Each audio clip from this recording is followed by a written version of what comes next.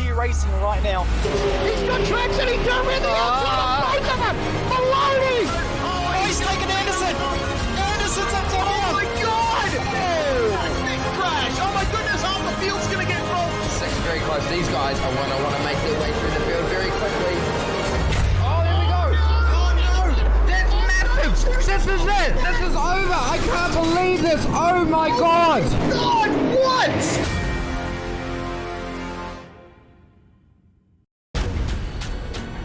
This is the original esport racing game. This is iRacing.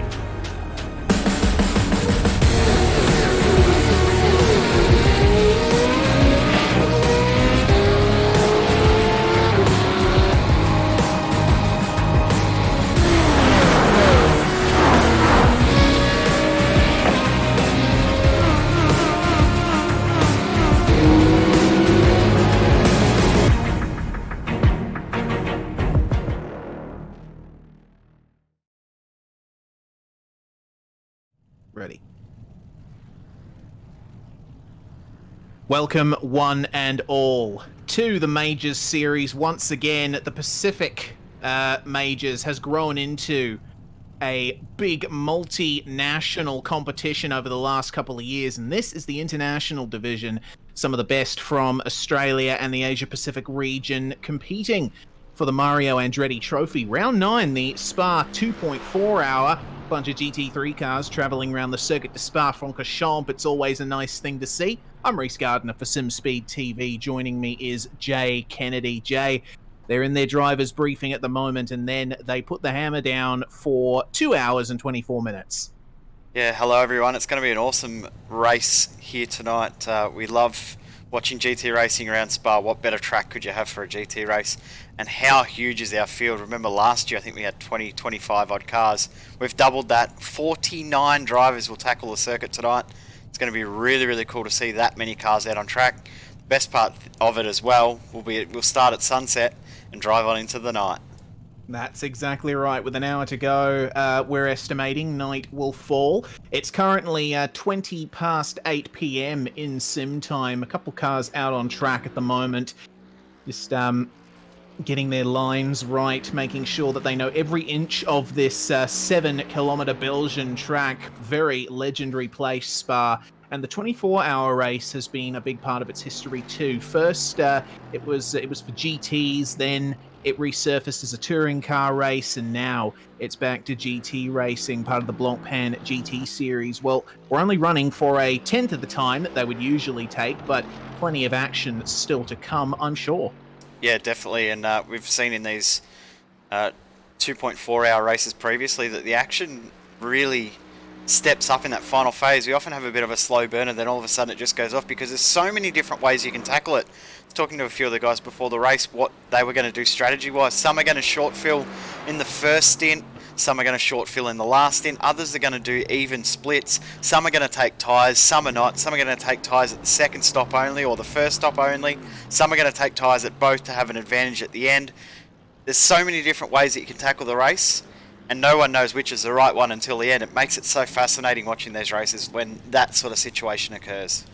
Absolutely, and I think we might even see drivers stretching their tyres in the last couple of stints if they do choose to short fill early on, because remember, the track will continue getting cooler as the night falls, so there won't be as much tyre wear going on. They'll be able to lap at a much harder, more consistent pace, even with older tyres. Driver's briefing is done with 7 minutes to go on the session. We're seeing more cars out on track now.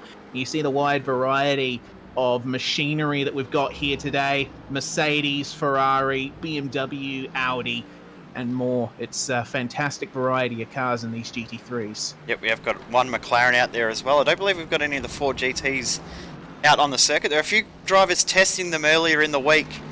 A lot of drivers tested all of the different cars to try and work out what they were comfortable with, but the four that were the main picks were the Audi, Ferrari, BMW and Mercedes. It's great to see the BMW back out there on track. It's been a long time since we've seen it, because we think back to the old GT3 series that we used to broadcast, the BMW, one of the older GT cars out there, GT3 cars, and it's a bit outdated now, but it still looking like it's come back to the fold. Everyone's sort of resonated back to enjoying it again, and it's great to see it out on track. Yeah, I did love the BMW when it was first released. It was the second GT3 car to ever be released for iRacing. The first was the McLaren MP412C. Alexander Sheridan there demonstrating the visual proportions of the BMW Z4. Front engine V8 rear wheel drive, naturally aspirated, almost like the Mercedes, but the BMW makes its pace a little bit differently. It's got that good BMW handling that we all love, but at the same time it revs a little bit higher, so you can really rev it out on the straights. There's our sole McLaren, Victor Folby.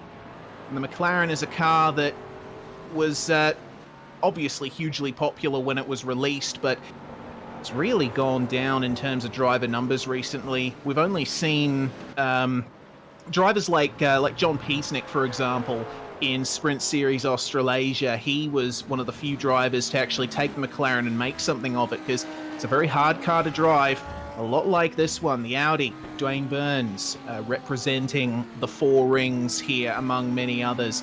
This car is good in the smooth, high-speed corners, and aerodynamically, it's a lot better than some of the offerings that we see in the GT3 class, but it brings its own challenges, and that's why we love GT3 racing. Every car has its own strengths and weaknesses. There's different places on the track where they can make their pace. Yeah, and with the Audi too, it seems to be overall the fastest, but it's also probably the more difficult one.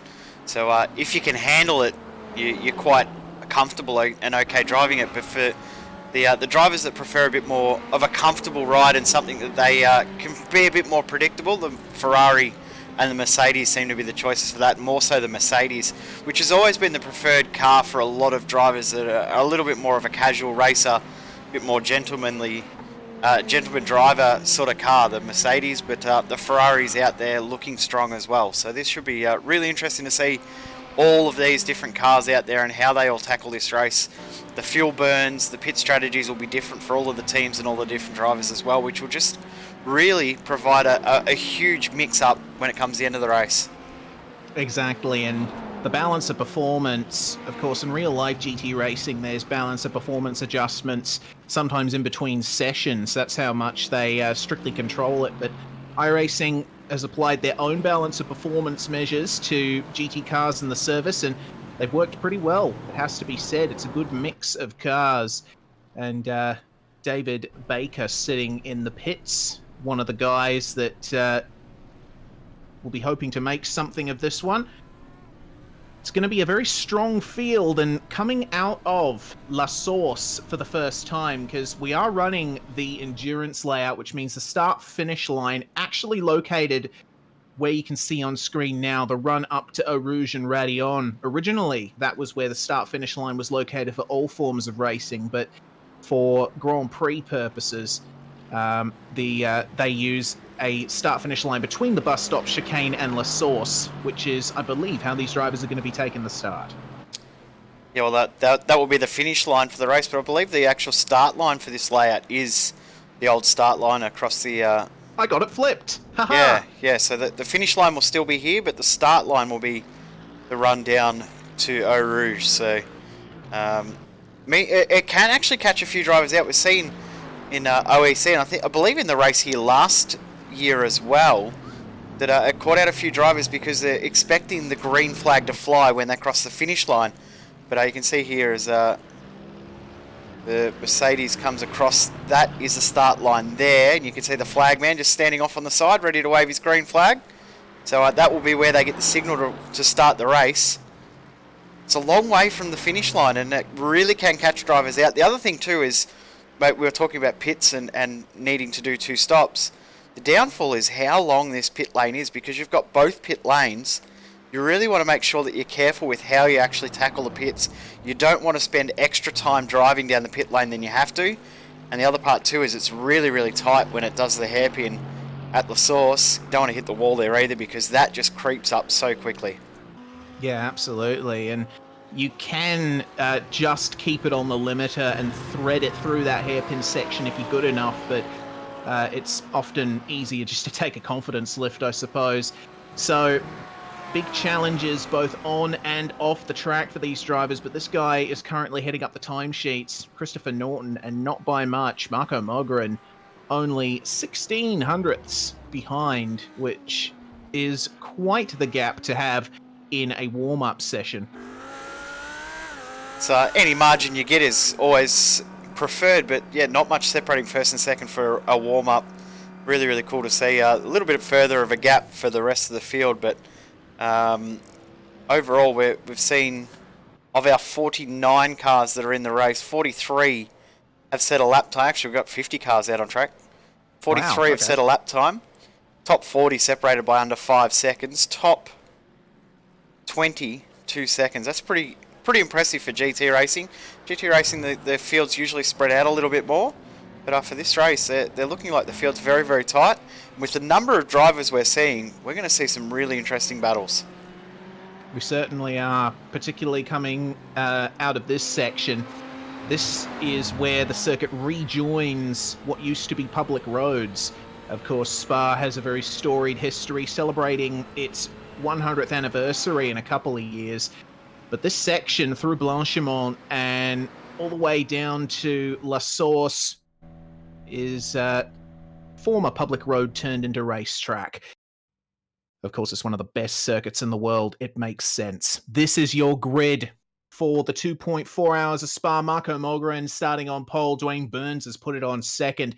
Norton and Dance on row 2. Dance is your championship leader. Dean Moll and Jason Martin on row 3, with Hinz and Folby rounding out the top 8. We've got Chris Purnell and John King on the next row. Row 5 with row 6, Robert Northway and Simon Mazzomo. Jeffrey Price and David Baker on the 7th row. Daniel Stevens and Mirko Didnak on row 8. Jake Fox and Grant Patullo keep each other company on row 9. Tyrone De Silva and Matthew Clote rounding out the top 20 there, with Hall and Bowen, that's Burns' teammates, starting in 22nd. Alexander Sheridan and Daniel Molina Suarez in 24th place. And we'll go through the rest of the field. It's a huge field lining up on the run up to the bus stop chicane for the start of this one. Yeah, and they're just about to start to drive away and head towards the bus stop. So Bales, Pellet, we've got Skurlock, Houston, Barber, Mack, Stephen Williams and Ben Doherty rounding out the top 32. 50 cars out on track. Huge field. And the second biggest international division of the majors field ever. The only one that's beaten it was the Daytona 500 earlier this year, I should say. Well, that's a pretty cool achievement, I have to say. There's something about GT Racing and Spa that just brings everybody out. The pace car is moving away, and the field will be under the control of Marco Mogren to start this thing off. And he's got to keep in mind that the green flag is after La Source. They've got to be careful of that. Yeah, I'm sure that they've all been reminded of that in the driver's briefing as well. Brad Fenley will be the final of our 50 cars in this field. Amazing grid. Well done to the organisers of the Majors Series. Such a huge field. Such a great sight to see so many cars out on track.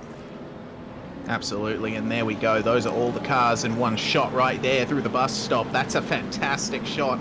Might have to make that a desktop background, but they've only got one more corner to go before they get the green flag. The sun is setting in the virtual Ardennes in Belgium. What a wonderful field we've got coming up to La Source there. Mogren taking the sharp inside line. Burns has to watch for him. They're away. That's a good jump from Mogren. Burns was able to stay with him on the initial jump, but that's a good gap that Mogren has over the start-finish line, and we're already seeing drivers trying to size each other up coming into the first two corners. Out to the exit of the Eau Rouge Raidillon complex. Mogren with a good lead, but it looks like Burns is getting threatened on driver's left. That's Cameron Dance going for the move there, possibly into second place. Burns coming back at him under brakes. A little bit of trouble in the back for the Ferrari of Dean Moll, set wide. It looks like a very clean start throughout the vast majority of the field here. Great to see. We have had no incidents back in the field. We had a couple of drivers that did start from the pit lane, but for the most part, everyone has made it through the first half of the circuit clean. Great to see. First minute, no incidents. But Dance is feeling pressure from Christopher Norton. And Dean Mole is applying a lot of pressure to Dane Burns. Absolutely. All of this is allowing Mogren up front to just drive away at the moment. He's got a huge gap at the moment to Dance. He's not even in the shot right now. That's how far ahead he is. But Dance feeling the pressure from Norton, and Mole taking the very wide entry into Fanier there, try and straighten it up. Very intense battle between himself and Dane Burns. Meanwhile, Jason Martin's view looking quite interesting. Front row seat to all of that action at the front. Look at how big this field is. It's amazing. Absolutely amazing. And that new motion blur really looks good with all those cars in the frame. So single file running for the most part on this first lap. The guys know that this is a long race. They don't need to go making too many crazy moves early on.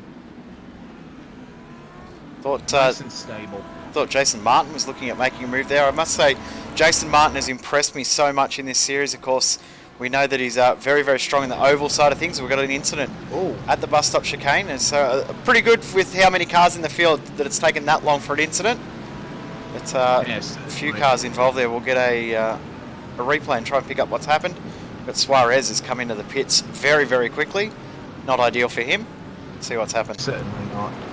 Yeah, thanks very much to Modem Simulation for sponsoring our replays. I will have to correct myself. There's at least one more McLaren. Yeah, there's That's two. Trevor Mack. So let's have a look at what happened here. Looks like the traffic jam had already started when Mack got there. So straight into the pits goes Suarez. That's interesting. What happened? What happened to start that off? It looked like a bit of a cram.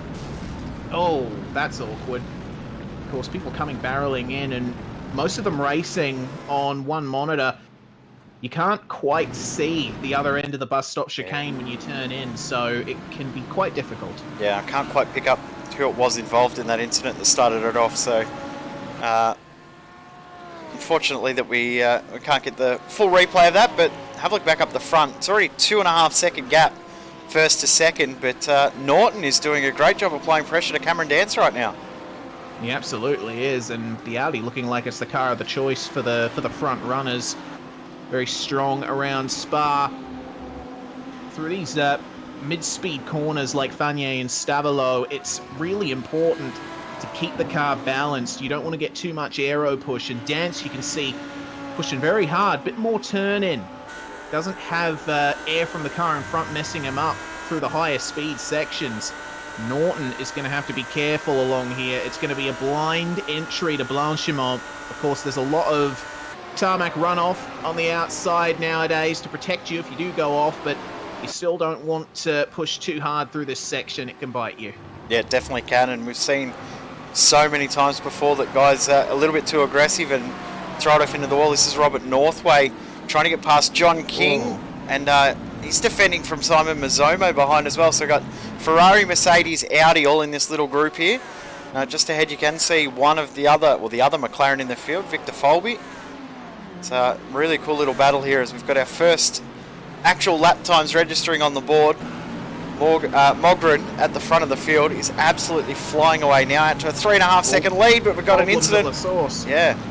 Jeffrey Price looked slow on the apex there. Again, it's created a bit of a traffic jam situation, but it looks like everyone's gotten through all right. And Price was actually helped, Mirko Dotanak giving him a tap on the entry to La Source. Here's a replay of what happened.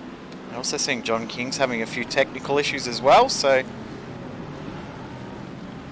there we go. That's Price turned around, and it just created an accordion effect at the apex of La Source. Unfortunate, but looks like everyone's been able to keep going. Yep. Thomas Hinn still putting pressure on Jason Martin. Can't quite get through at this stage.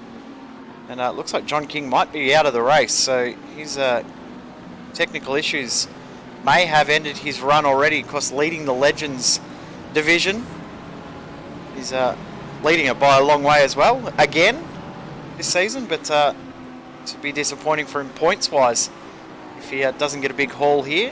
Going to go back to this battle pack, which, as you said, it all checked up. Have a look at this. Yeah, certainly a big train, but just as you cut away, Jay, Martin had an issue and Hinz has gone by him. Okay. Yeah, Martin looked like he just lost the rear a little bit through Puon, and Hins just slipped on by.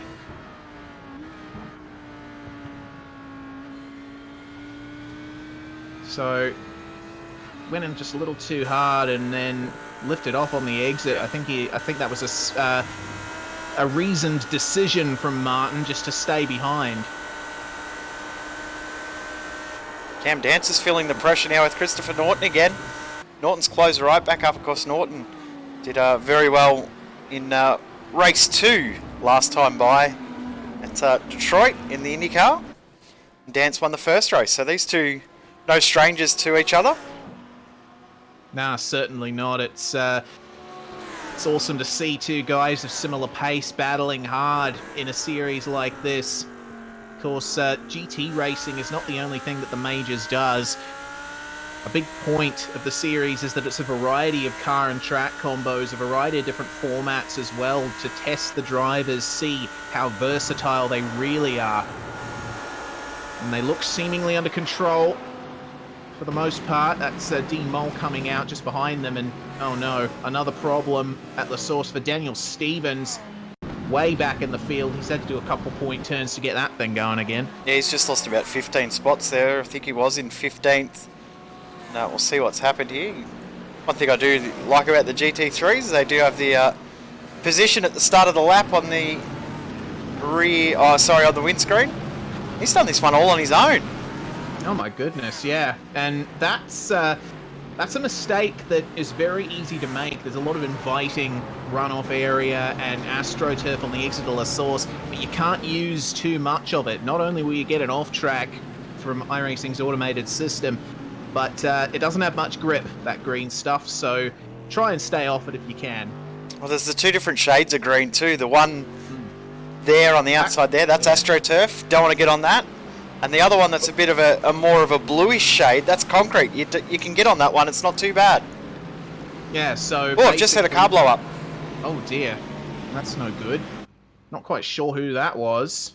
Suarez in the pits. Might have been him. Yeah, I'm pretty sure it was. Well, as we take a brief break from our discussion of curb and concrete types, let's have a look at what happened to Suarez. This is on the fastest part of the track too. Might have been on the downshift. Oh. Took a bit too much curb at Blanchimont. Oh no. Well, that explains it, doesn't it, Jay? Not getting out of that one. That's race over. Real shame. Shame for Suarez. Of course, he was involved in that incident early on as well, so to just see Simon Mazzomo looking up the inside of Jason Martin, not quite able to get it done. Not quite, but Mazzomo, he's a capable racer, putting big pressure on Martin. Problem for car 33. Yeah, Baker's just lost a spot there. Carrying a little bit of damage too, I think, there or thereabouts. A couple of cars showing up with dents. Oh, this is looking fun. Matthew Cloak going for a move while another BMW puts pressure on behind him. Oh, goodness me. Big oversteer over that AstroTurf. Don't want to quite do what Daniel Stevens did just before. And you see how much of the curb they're taking at the top of the hill there too. That's playing with fire as well. It's usable. You're allowed to cut over it, but it stands a chance of unsettling your car. Jake Fox in the Mercedes doing a good job though. It's a very stable car. Doesn't seem to mind the curbs too much. Yeah, exactly right. It's the car of choice if you don't want to stress out too much about the car wanting to kill you for the entire race. And the guys that are a little bit more skilled or a little bit more suited to racing the GT cars are out there in the Audi. So look at the capability of the drivers out there in the Audis. You say that they're more of the top running guys, but the guys out there in the Mercedes sort of looking for a bit more of a stable option. Might not be the quickest car, but you're more likely to bring it home in one piece in a Mercedes, I should say, than you are in the Audi. I know that if I was out there on track, I'd be in the Mercedes pretty much every time. Yeah, it's the good all-rounder option, is the big V8 German. Oh, Sheridan around the outside. Whoa. Okay. I don't know how much of that was helped by Cloak there, but an impressive move to go around the outside of Fagnier. And this pack's having a very nice battle further back in the field. Yes, this is for just inside the top 20. So Sheridan in 19th, Cloet, Barber, Skurlock in this pack too. They're not far behind as Bales and Doty as well. So these guys are going to have a real good fight here. As Cameron Dance, for a moment, gave up the spot to Christopher Norton, but Norton's gone back in behind. Wondering if Norton actually cut the chicane there. We're going to get a replay and see what's happened, because Norton was definitely ahead at one point there. Yeah, for sure. We'll have to see. He didn't cut the chicane. And I don't think he actually ended up in front of Dance at any point there. So I'm not quite sure what's going on between those guys, but they're still pushing each other very hard. Norton glued to the rear bumper of that Audi. Yeah, he is. He's right there, ready to pounce. And the interesting thing there is Norton will be saving a lot of fuel. What that will mean is he can get an extra lap 2 under his belt, shortens his pit stop time, or extends out the pit stop time for pit stop 1, which then puts him in a much better spot come the end of the race. So you can save as much fuel as you can now. Get yourself in a great spot for later on in the race as Grant Patalo through on David Baker. Jake Fox still there too, and you can see Shane Bowen's also closed in on these guys too. Last lap by, he was 0.6 of a second quicker than all 3 of these guys. So Shane Bowen, one to watch in this little pack here. Yeah, absolutely. He'll have to get his eyes checked to be seeing triple vision with those 3 Mercedes in front of him, but he's doing well keeping them honest. Meanwhile, in the top 10, Folby and Hinz, I've noticed, starting to get a bit comfortable with each other. Getting very close, especially through these mid-corner sections. You can see that the Ferrari much more stable than the McLaren through those long turns. And have a look at how far ahead Hinz is of Jason Martin already. Was it 2 laps ago he went through? He's now about 4.5 seconds up the road already from Jason Martin. So Hinz and Folby broken away and starting to close up as well. These two on that pack ahead, as well as Dance still has Norton in behind. Norton looks really happy, just tucked in under that rear wing. But Mogren at the front, have a look at the lap times he's done. The previous lap, 2:04.7. The only driver at the moment doing 2:04s out there, Mogren. He's now got a 6.5 second lead. Yeah, Mogren, he's got a huge amount of pace in the 419 machine at the moment. And there's Hinz having a little look at Folby into La Source. The McLaren putting the power down very nicely out of the hairpin. Both of these cars have the same kind of engine configuration, a twin-turbo V8, but Ferrari makes its power a little differently. You can see Hinz has gotten a much better exit than Folby here. Usually the McLaren's good on straight line speed, but Folby not maximizing it. He's just given that up. Yeah, it's going to be fairly easy for Hinz and good opportunity for Folby to start fuel saving. Meanwhile, have a look at this for a fight. Shane Bowen got a front row seat to more action once again. Sensible thing to do here would be to stay behind, and I think that's what he's going to do. And that number 9 car is a lap down, so it's trying to get out of the way. Yeah, Diaz not having a great day at the moment, and through all of these cars coming through as a lapped car, you just want to get in there and get your rhythm going, but unfortunately he's been unable to do that. Seeing Chris Fogarty just threw on Wayne Taylor, but Wayne coming back. And Lidwig trying to get in as well. Yeah, it looks like Taylor's fairly safe from that, but Ludwig managing to get by very nicely. Fogarty, I think, with a couple of issues there. Yeah, it doesn't look comfortable. He's just trying to get out of the way. As just seeing Michael Skurlock, Gavin Barber side by side, almost contact there. Audi and Ferrari's almost rubbing wheels. Love that kind of racing you get through that section. In terms of purpose-built additions to former public road circuits, Spa has to be right up there. It's managed to create some fantastic racing over the years, and we're seeing no different here. Have a look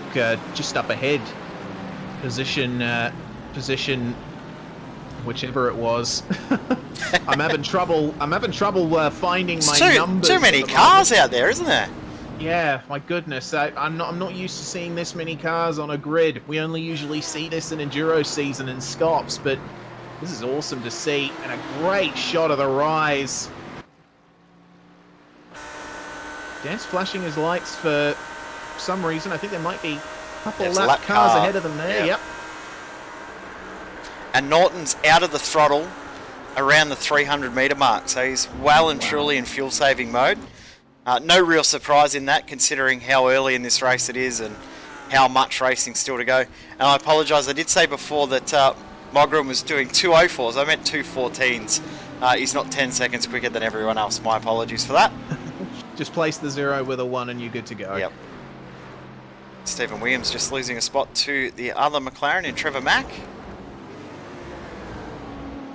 Yeah, it's an easy mistake to make, even be it losing it over the top of that hill up from Eau Rouge, or getting a cut track and having to slow down on the long Kemmel straight afterwards. It really hurts your lap time, hurts your track position.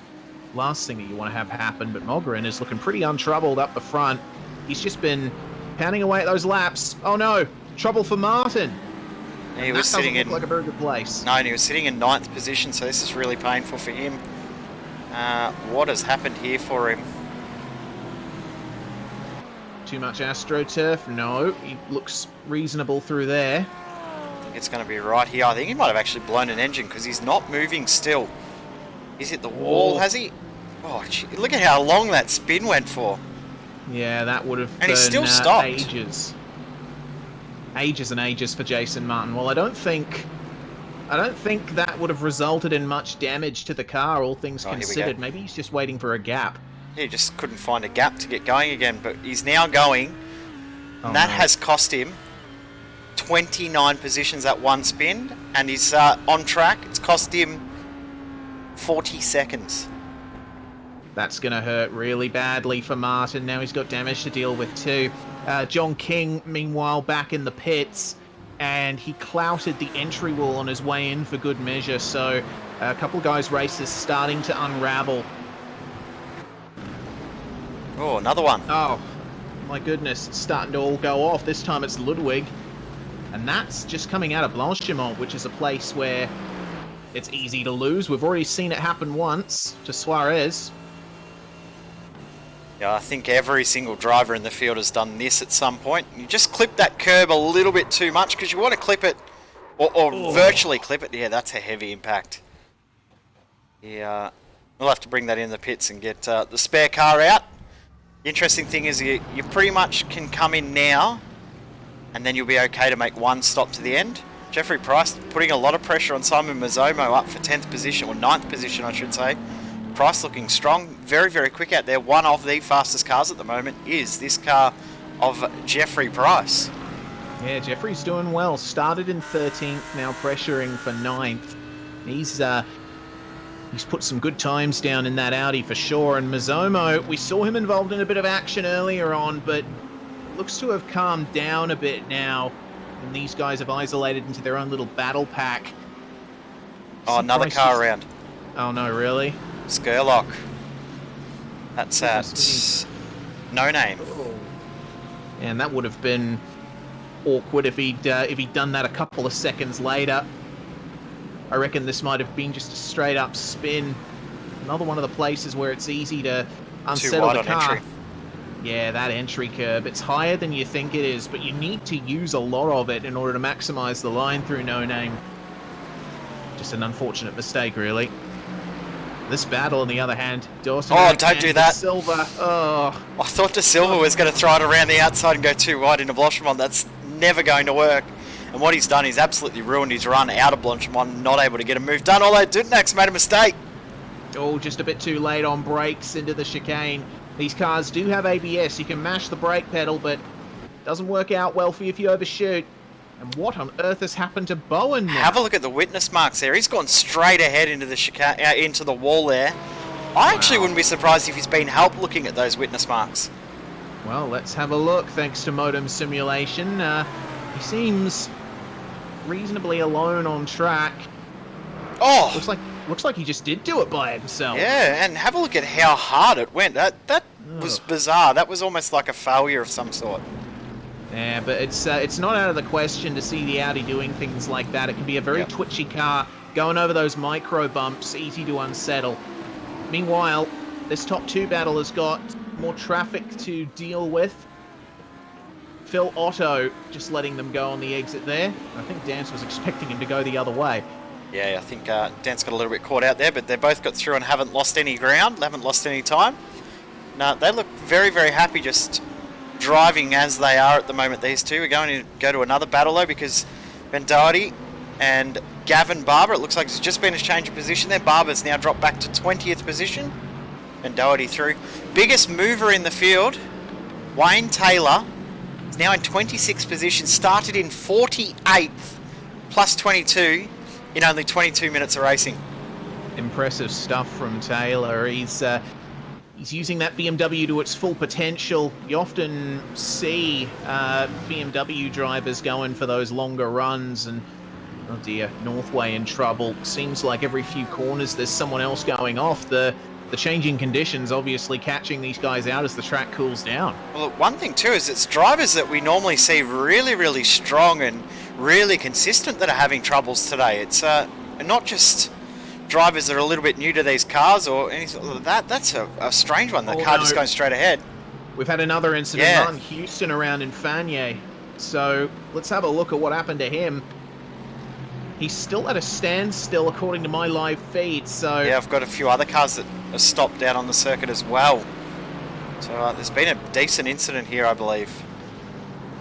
Yeah, so let's have a look. Houston spinning around, and then, oh, that's almost on the racing line there. That's where drivers switch lines to go for the left-hander, and Kubitsky doing well to avoid him. Had a few cars try to avoid him there, but just not enough space on the track. No. It's disappointing there for that incident to happen, but as I said, it's a really easy one to have happen. Mogren now, 10 seconds he's leading by. Goodness me, and the traffic that Dance and Norton are encountering would certainly help him. Mogren actually dipping into the 214s occasionally here. Even in the middle of the stint. So Wayne Taylor... Great pace he's got. Yeah. Great pace from Wayne Taylor as well. He managed to make his way cleanly past Houston's incident, and it looks like he might make another move here, because Roy Clark not getting the run up the hill that he wanted. Taylor doesn't even need a slipstream to get on by. So Taylor now 24th position, plus 24. That's great work from him. And just behind Michael Skurlock in his little recovery drive after that incident earlier. Amazingly, he's still up from where he started. He started in 27th, now in 26th, even with that spin he had before.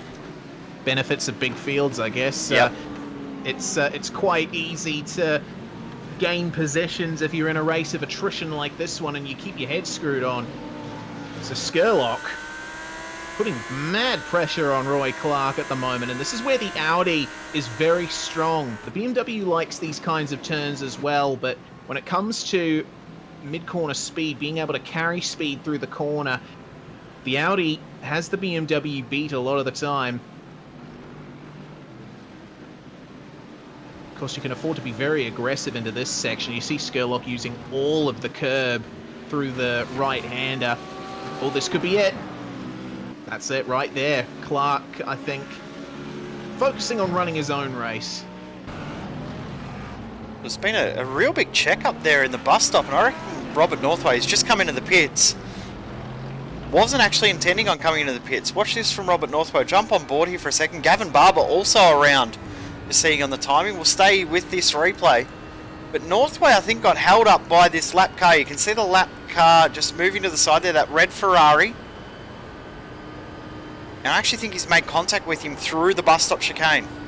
Yeah, I just went back and checked. They have. So take a look at what happens. The lap car lets this Mercedes ahead go, and the lap car turns in to get on the line, and Northway has nowhere to go. Thinks I'll just pop into the pits and get that fixed quick sharp. Oh, Barber, wow! He How almost did he had keep it out of the wall. Some good driving and well done to... Oh! Oh no! You held your breath the same as me then. Yeah, I was holding my breath, but exerting a lot. That was a big clench. Cameron Dance and Christopher Norton still fighting hard up the front here. And Mazomo and Price, they haven't left each other alone either. This is the closest battle on track at the moment. Price looked like he might have been just happy tucked in under the rear wing of Mazomo, but he must now think he's being held up a little bit because he's applying a lot more pressure now. Yeah, seems that way. This is a good opportunity to see the strengths and weaknesses of these two cars as well. There's something that we touch on quite a bit in our GT broadcasts. The Mercedes has a lot of point and shoot value. You get on the throttle and it has the torque to carry you for ages and ages. Out of those slow corners, not much can match the Mercedes. So Mazomo, I think, is just able to stay ahead of him here on the pure virtue of that throttle application, the Audi catching him back up through into the bus stop. Northway is down and back out onto track, proceeding now. Still on the lead lap, which is very, very crucial. And the advantage he's got, he can run all the way till the tank empties now, fill it back up, and he'll be fueled up to get it home. So while the incident be a little bit catastrophic in regards to how his race is playing out, still within the window of making it home from here on one stop. And he's got clear track as well, so that is a big positive for him as well. He can just drive his own race now, won't have to deal with as much traffic, won't have as much pressure. We just see Roy Clark coming into the pits. I think that damage on the front of that car might have been a little bit too much for him to handle. Yeah, well, he's obviously deciding to reverse engineer the race from here, get the damage fixed, get out there with a clean car and see out those final two full stints. Price and Mazomo, on the other hand, I have no idea what these guys are going to do. Interesting to think about. If you're in a battle like this, do you reverse engineer your race, or do you want to stay with the guy you're battling, potentially fuel save a bit more? I think it depends on how much you feel you're getting held up. If you feel you're getting too held up from the guy you're following, then you probably want to do something different to them. But if you're fairly even on pace, and that's when you take the opportunity to fuel save and use the pit stop as your opportunity to overtake. But if you're a big difference in pace, but just not quite enough to get the move done, then I think you're right. Reverse engineering the race and coming in now would not be a bad ploy, especially if you're going to double stint tyres. Not a bad move to come in now, fill your car back up. Tyres have only had 10 laps, 12 laps on them, so they definitely can handle it. But doing a full stint and then trying to double stint tyres, by the end of the race, they will be very, very painful. So pit stop now, definitely not a bad move. So the only risk you have is when you do come out, you could end up in traffic. But for some drivers, it would be a risk you're willing to take. Yeah, for sure. It's all about risk versus reward in a situation like this, and we still have the better part of 2 hours to go on this one, so there's a lot of time for drivers to think about what they need to do. Looks to me like Price is pretty comfortable behind Mazomo at the moment, all things considered. Hasn't made any big moves. He hasn't pulled out and had a look in the braking zone as we see drivers doing so often. He does have that car hooked up very well. It looks really, really comfortable. It doesn't look as twitchy as we've seen some of the other Audis out there. I mean, the front 5 cars at the moment, all Audis, but Price's Audi looks a little bit smoother. He's going to do this time now. Mazomo says, just go on through. I'm happy to follow you for a little bit. I was talking to Simon before the race. He was wanting to be tucked under the rear wing of a car around him because he was in the mindset that fuel saving was going to be more important than having outright pace, and I probably think that's right. Saving as much fuel as you can now opens up the strategy window for later on in the race. It's not bad to be in a fuel saving mindset right now. Yeah, definitely not, because Another thing you got to consider is the nature of the track as well. In terms of pit transit time, we've already talked about how long the pit lane is here, so you don't want to spend any more time in there than you need to. But also the fact that Spa has a lot of flat-out sections. There's ample opportunities to fuel save heading into those heavy braking zones, but you spend a lot of time at this track on full throttle. So every milliliter you can save will certainly help. The transit time in the pits is around about a minute. So if you have a fuel and tyre stop, that's around about 50 seconds. Add in your transit time. It's a very, very long pit stop. You're looking at around about a minute 50 or so for a full pit stop. You're almost losing a lap. Pretty much lose a lap just from pitting for a full tank of fuel and tyres. It's such a long pit lane. It adds so much pressure, and that's why I think some of these guys are second guessing what they want to do strategy wise. There's a car around there middle of the circuit and it is blown up as well. Oh, that's dangerous. Sven Gabitsky, we saw him before when Houston spun, having to take some evasive action. What's happened to him this time? Another casualty at Blanchimont by the looks of it. Well, he's it's at the turn-in point that we're going to see. Oh, there we go, just past the apex. It's such a frustrating corner sometimes, because often that sort of slide will happen with almost no warning. There's so much load on the car, it's working at its maximum, and if the limit is even slightly overwhelmed, then the effect is magnified. Yep. It's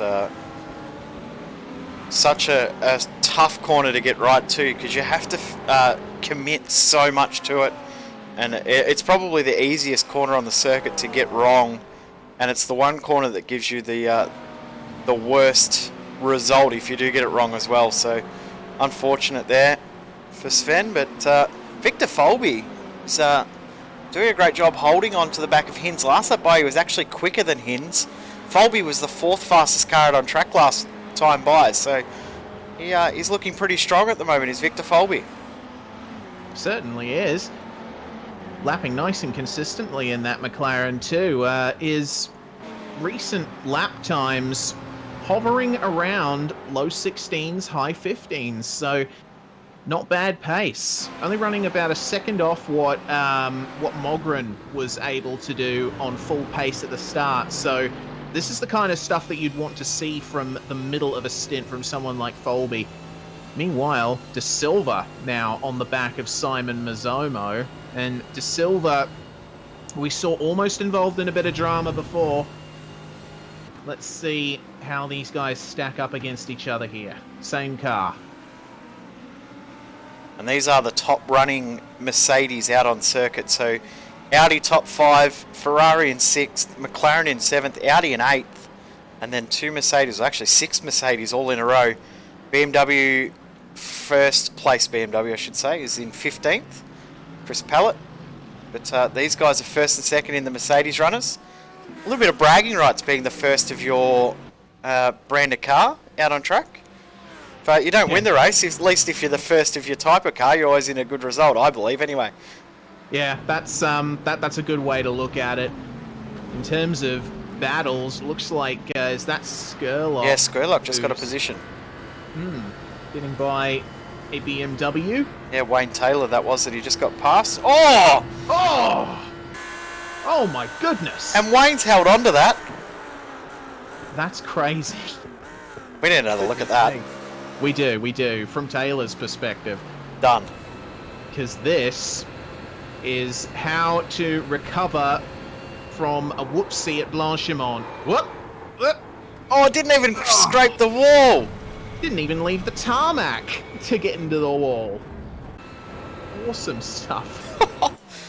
That's some good driving. Well done, Wayne. He did a good job in the AOSC race last night. So had a bit of practice out there with some high-powered V8s. So a bit different running the GT3 to the old Aussie touring cars. Absolutely right, but that kind of recovery from Taylor shows why he's gotten so far up the field in this one. He's just able to react properly when things go awry. Mazomo and De Silva, on the other hand, very close now. Yeah, this is the closest De Silva's been since he's been closing in. Last lap by was a 10th quicker. Lap previous was 4/10 quicker, so De Silva's really closing in. And Victor Folby's still one of the fastest cars out on track, starting to close back in on Thomas Hinds. Jeffrey Price, who we saw get through on Mazomo, he's already pulled 2.5 seconds already in 2 laps. Some great praise from Jeffrey Price. Well, I guess that shows us that Price was focusing on the fuel saving more than anything, driving to a number. Once he got by Mazomo, he could just take the leash off and go for it.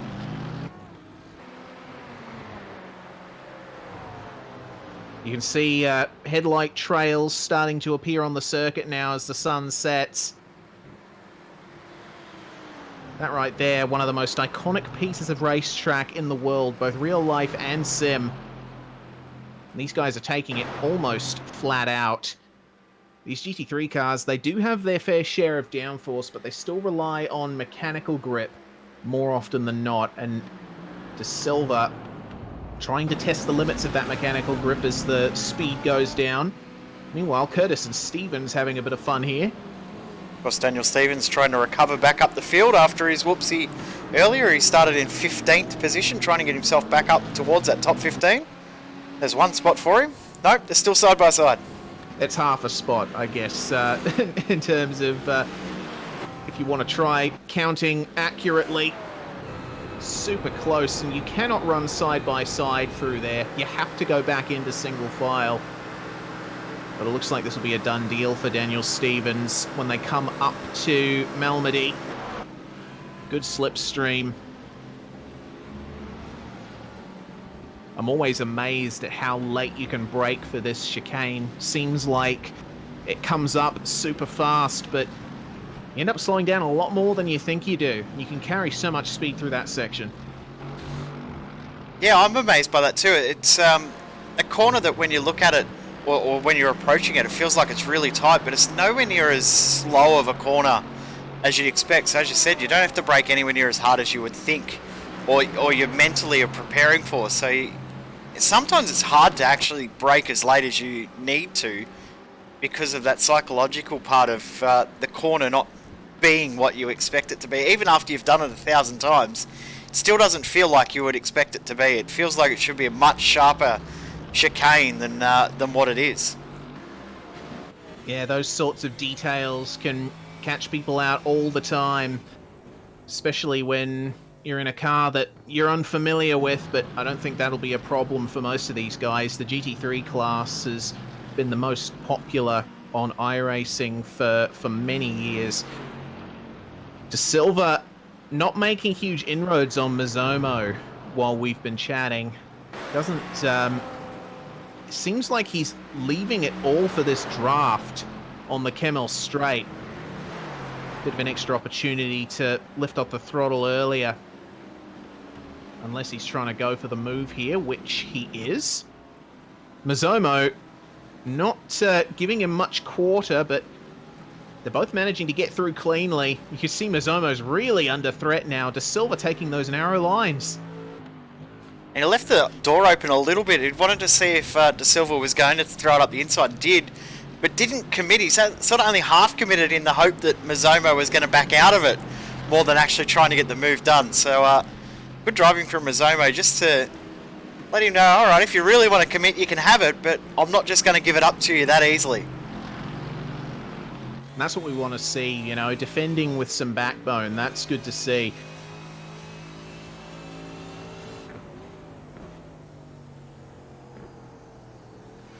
Still very early on in this race, but once you start getting into that rhythm in this first stint, you really start exploring the limits of what your car can do, and your confidence just grows. Norton and Dance, we haven't checked in on these guys in a while, but it's business as usual for these guys in second and third, barely separated by a car length.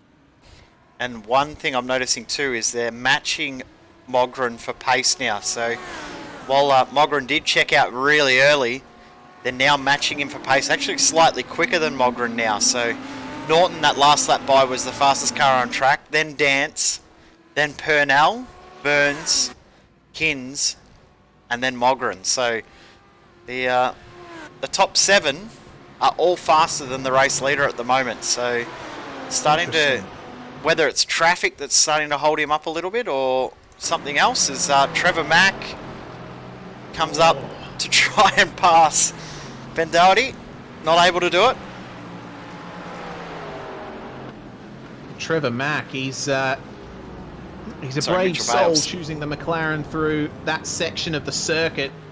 You see, it's struggling a little for stability in the slow stuff as well, but Mack has been able to make quite a few inroads. He's now up into the top 20, having started 30th.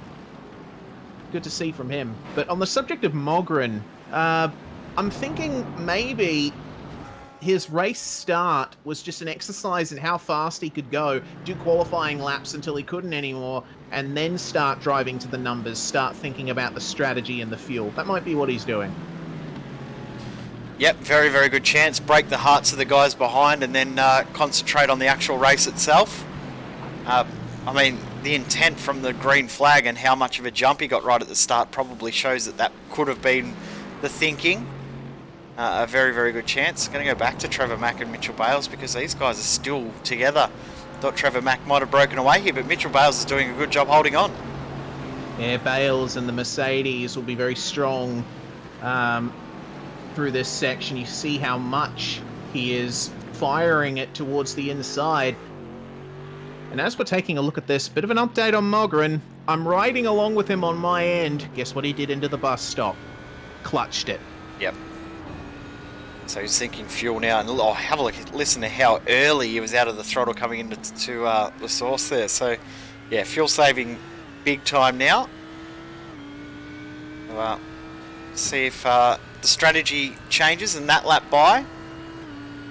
Oh, I was about to say his gap's closed down. He still gained half a second on Cameron Dance that last lap by. So doing a very good job as Mizomo's finally lost that spot to De Silva, but De Silva... Oh, here we go. This is going to be interesting coming into La Source. A few different lines you can take here.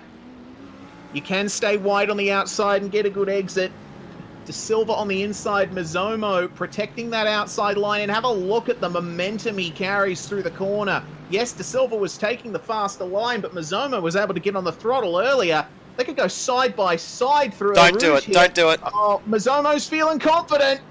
Oh, and they both go off track in the process. Which one of the two got a slowdown penalty there? Mizomo did. Yeah, no surprise. He was way over the white line, and has De Silva got one as well, potentially? Just not quite as bad. Well, look at how quickly Dudenak's got on the back of him now. Yeah, I think that might be part of the reason for it. So Mirko Dortanak now looking at a top 9. Grant Patullo, potential top 10 here out on track at the moment. So that little scuffle has turned this into an excellent 4-car battle. Yep, 4 Mercedes battling for the honours of top place Mercedes. They're all wanting to be the top dog out there. And right now De Silva's in that spot, but Dudenak's looking the quickest when you look at the lap times over the last little while. And he's sort of come from nowhere because he was, 4 or 5 seconds back. Now all of a sudden he's right under that rear wing. Yeah, absolutely. So they both must have gotten a slowdown, Mizomo and De Silva.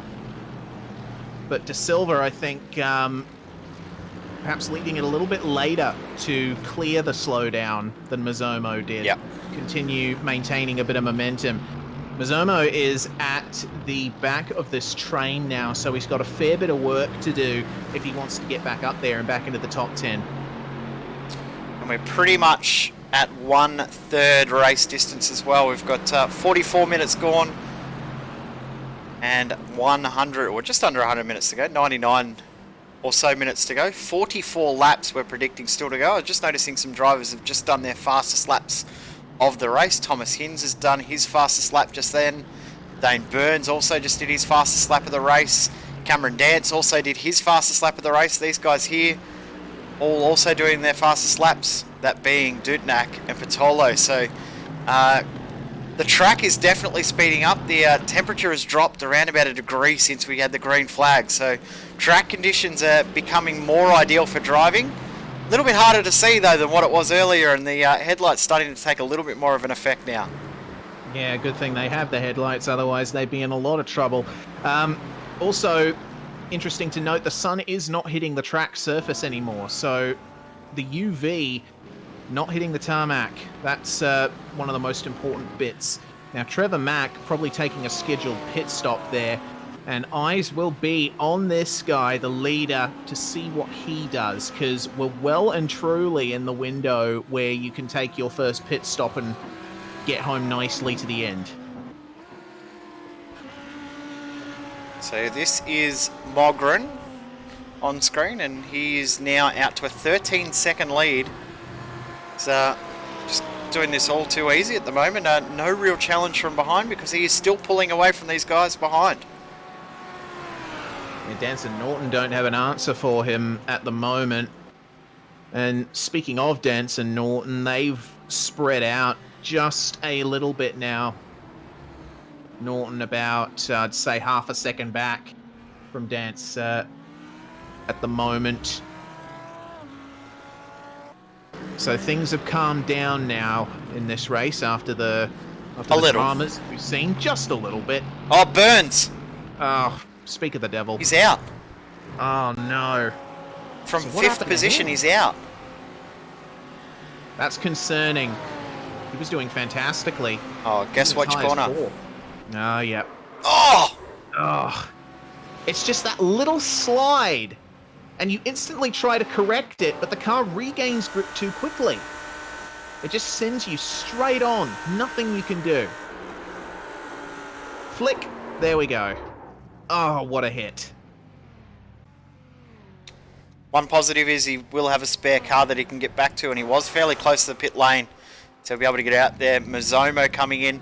Now, is this the right time to do it? Who knows? But pretty much 1/3 race distance. We've completed 21.5 laps. We're looking like we've got 42 laps to go, so it should be around about a 63 lap race. So we are pretty much 1/3 through this one. One down, 2 to go. And Dortonak and Patullo fighting hard as Matt, I presume, is coming out of the pits there. Re-entering just behind them. He would have gone a lap down. Of course, all things are going to equal out in the end. Patullo carrying a bit of damage, but it's not hurting him that much. I'm surprised. Yeah, you're right. It's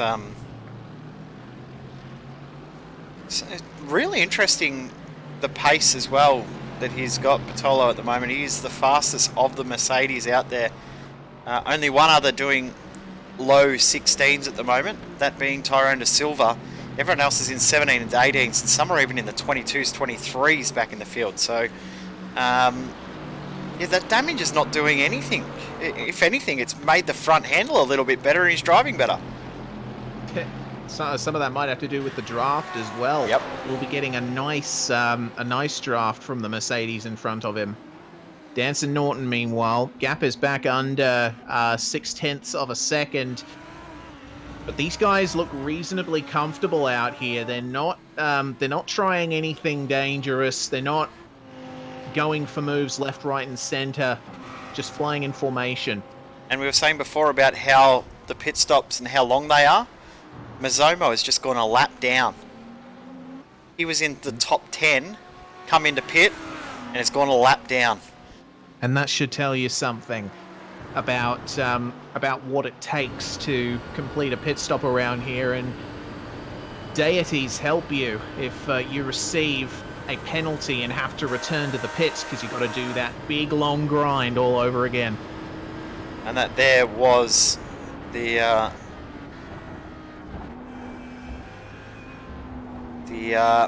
Avatar racing car coming back out on the out onto the circuit after that incident. That was Dane Burns, so good to see him back out on track. Has gone a lap down as well. Still have to come in and make another stop, but positive thing is he does have that spare car, so can. He's back in with a shot of getting some points, is what I was trying to say. Because I lost my train of thought there. Yeah, points are important, definitely. You don't want to go for glory every single time. If for some reason you shoot for the stars and miss, then you got to make sure that you land on a cloud, and that's what the spare car is for.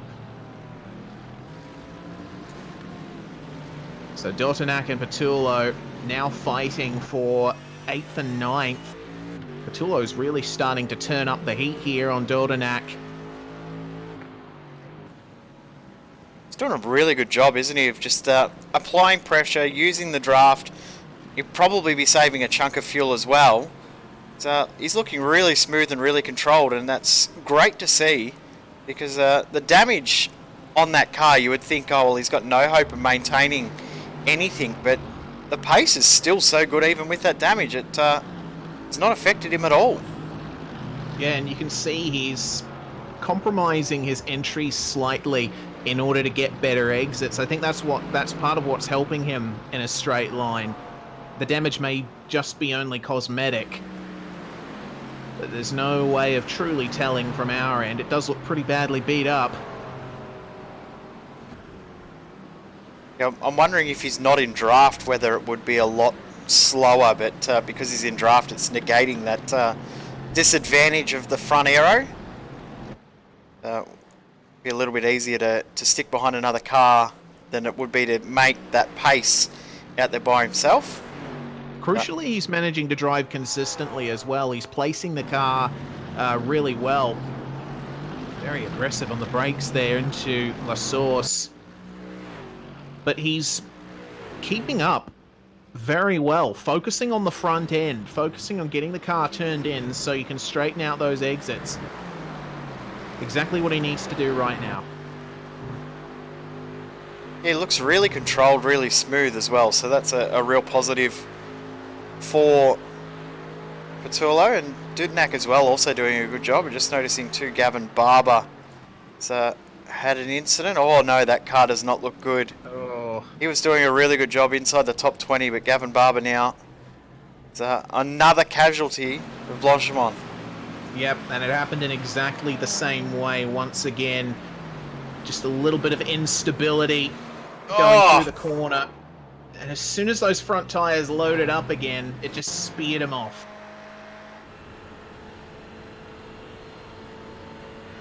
So many drivers have been caught out by this today. You see the little bits of micro counter steering he was trying to do before that point, but once the front gripped up, there was nothing he could do to save that. It was just an absolute passenger as Mogren laps yet another car. That is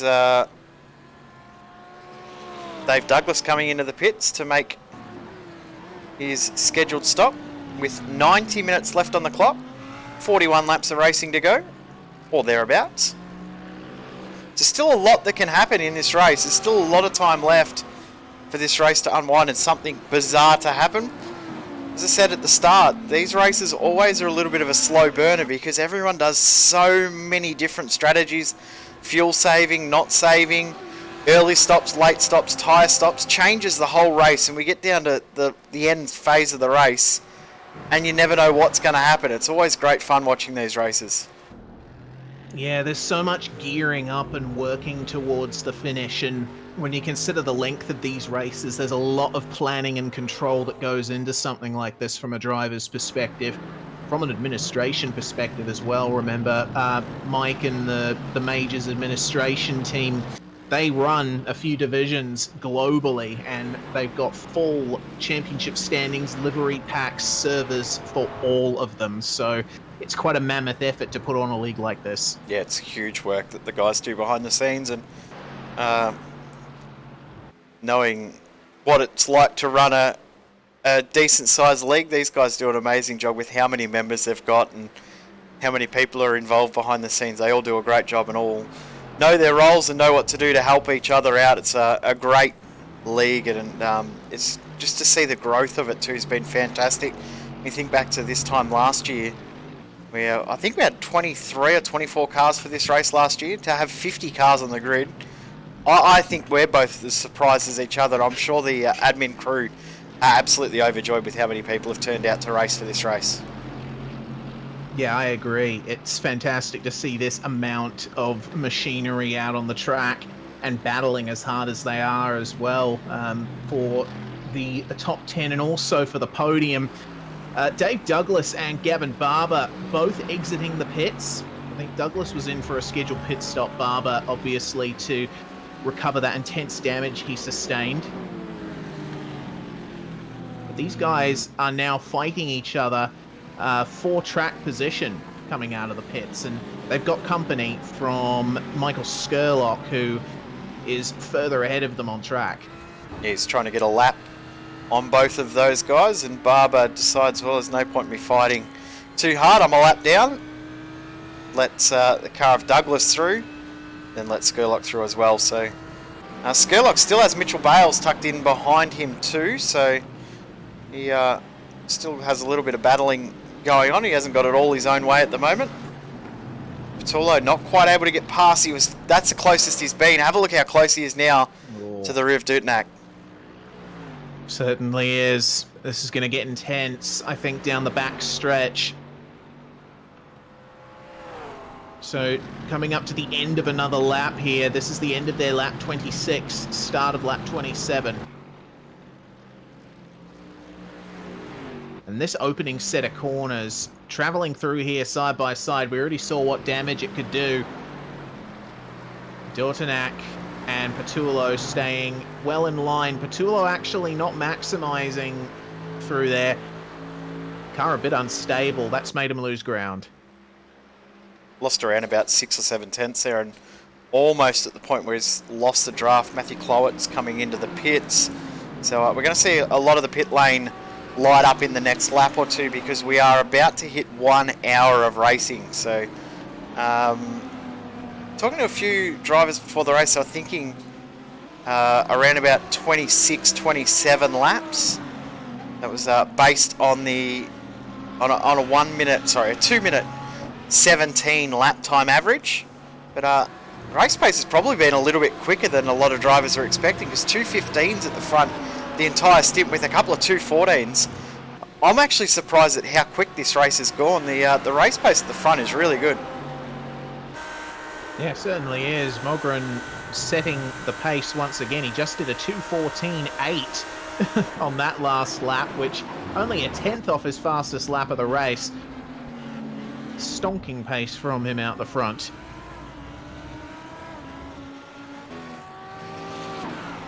Continues for another lap.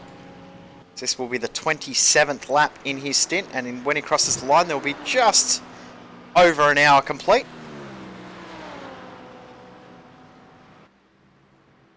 He doesn't look troubled at all, even as he makes his way through the traffic. It's just business as usual, nice and calm for Mogren.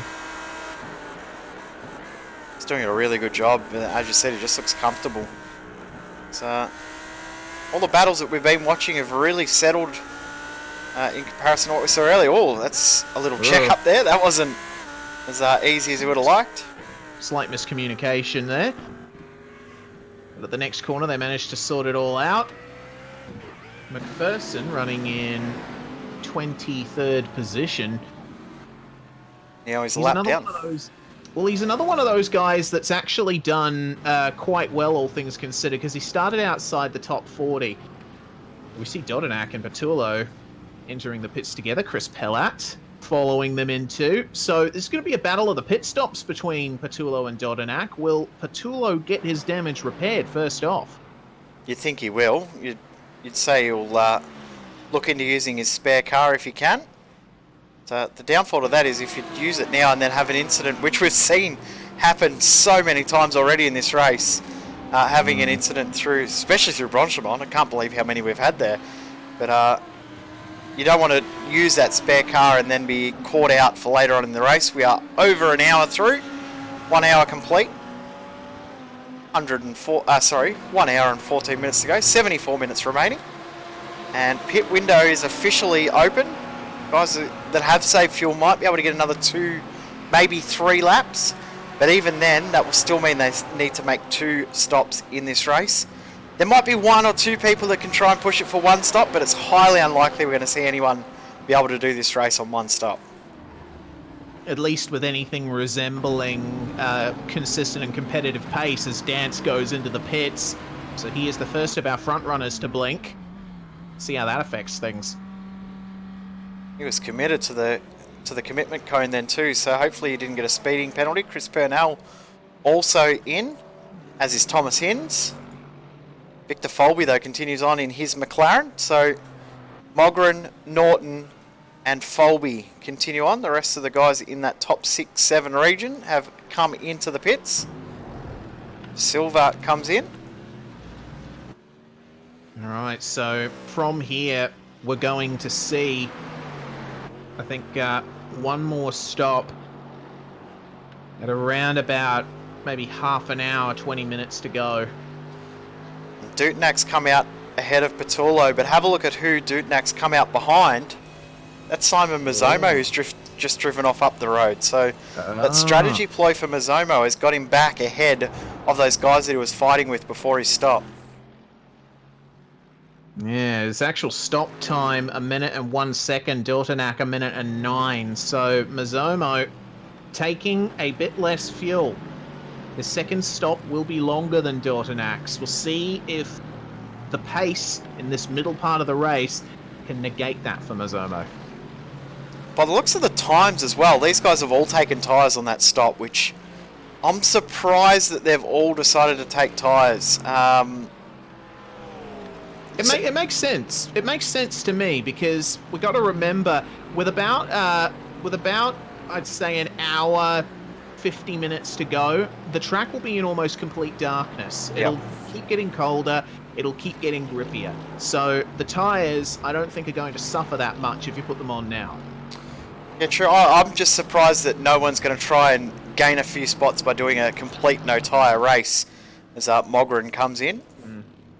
Yeah, complete no-tyre race is risky. I mean, you can go double stint on these things, but it's only extra 15 minutes. It's only double stint plus 6 or 7 laps, so I mean, it's not much more than a double stint, is it? While you're still in light conditions as well, by the way. True. So there would be a bit more tyre wear to take into account. It's that's why we're up here, isn't it? Yeah, that's it. Well, Dance is out of the pits as Folby comes in. Have a look at the pit stop time for Dance. Yeah. I think he got a speeding in pit lane penalty because he was so aggressive at the line. Take off 15 seconds from that pit stop time of 1 minute 24. That puts him about the same as those other guys that pitted before at around about 67 seconds. Dance speeding in the lane in that entry, I feel. Yeah, well, that's not going to help him with regards to his battle with Christopher Norton. Dance is going to have to put in an awful lot of work in the next 2 hours to get those 15 seconds back. But we know that he is able to do it. He has a bit of a history of putting on fantastic drives in races. Difficult thing for him is Norton's gone an extra 2 laps. So Norton's got a real big advantage now with under 1 hour 20 to go. So he will be able to jump in the lane, find himself in a very, very strong position to only have to do 4 or 5 laps at the end with the splash and dash. So he's done a very, very good job of opening up the strategy for himself. Marco Mogren putting on his tyres in the pits at the moment. He should be down any second. This is going to be interesting. Couple of traffic cars coming out just ahead of him. Fenley and Fogarty. Way to get your lap back. Yeah, definitely. There we go. Mogren is away. And Norton just coming up to the bus stop on his lap 29. Surely he'll come in this time. Yep, there he goes. So he gained 2 laps from fuel saving behind Cameron Dance for that entire first hour. So he now. We say, what, an hour, 3 minutes add-on. Means he's got a pit with 15 minutes to go for the last 7 or 8 laps. It's an interesting phase of the race at that point there. Yeah, and it's going to be happy hour with the track at its best, so I can't wait to see how Christopher Norton handles that. Meanwhile, outside the top 10 battles, Stevens and Baker fighting against each other here. Stevens is on his first flying lap now after making his stop. David Baker on his out lap right now, so these guys are going to be evenly matched in regards to pace and tyre life. Both had Jeffrey Price has had an issue, Jay. Sorry to interrupt. He's, unfortunately, it seems like he's had a technical issue. He's dropped. He's out of the race. He's 7 laps down, so disappointing for him.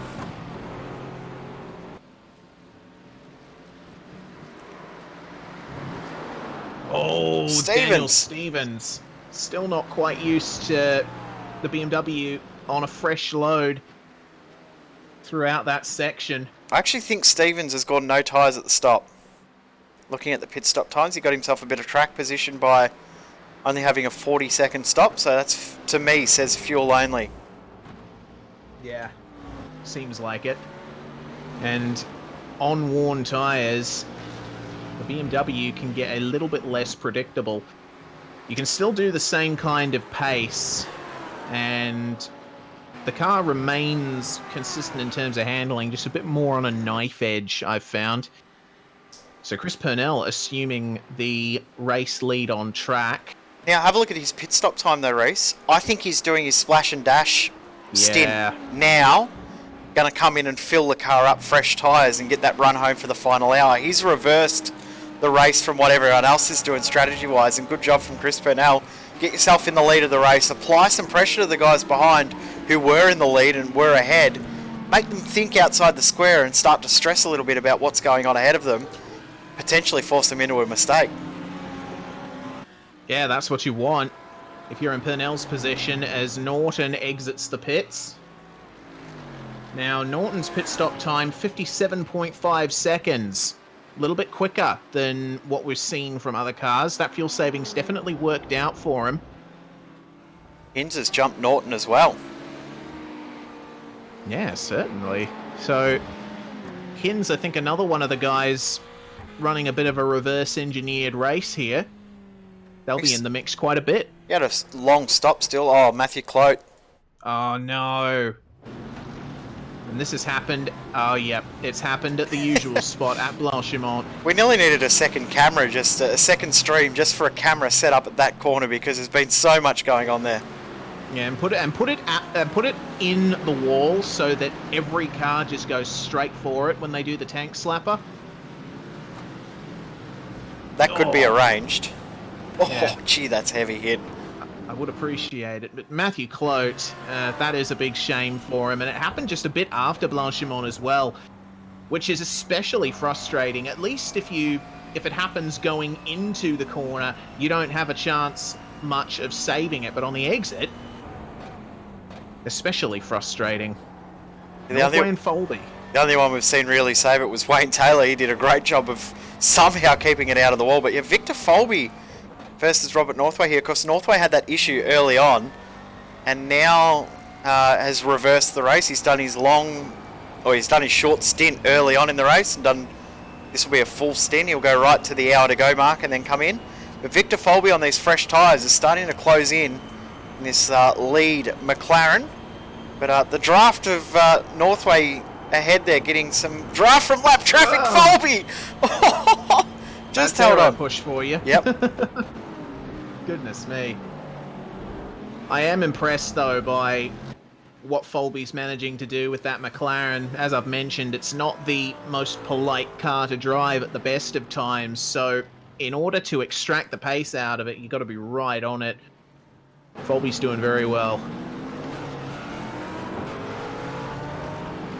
Properly starting to look like nighttime now. The sky is growing darker. You can't see any trace of the sun or some of the central rays anymore. Dean Mole in for his second stop. Yeah, perfect time for Malta to have a second stop, as a matter of fact. This is going to split off the rest of the race nicely for him, I think. Well, he might be a couple of laps short because, of course... Maybe. He might be about 10 minutes short or so he's going to have to do some extreme fuel saving. Cameron Dance starting to close in on the back of Tyre and De Silva. It's getting very, very close. Yeah, Dance one to watch. Obviously, he's got quite a bit of time that has been lost in the course of that pit stop, unfortunately with a botched entry. Given the pace difference between these guys, it'll be interesting to see what Dance does. Is he going to waste no time getting by, or is he going to wait a bit? I think he'll just go straight on by if he can, because he's got the outright pace, and he's trying to negate the advantage that Christopher Norton got from fuel saving. Norton is 6.5 seconds up the road, so that 2-lap advantage, and no mistake at the pit stops, is huge in the favour of Christopher Norton. And Dance is really struggling to get by De Silva here. Yeah, certainly is.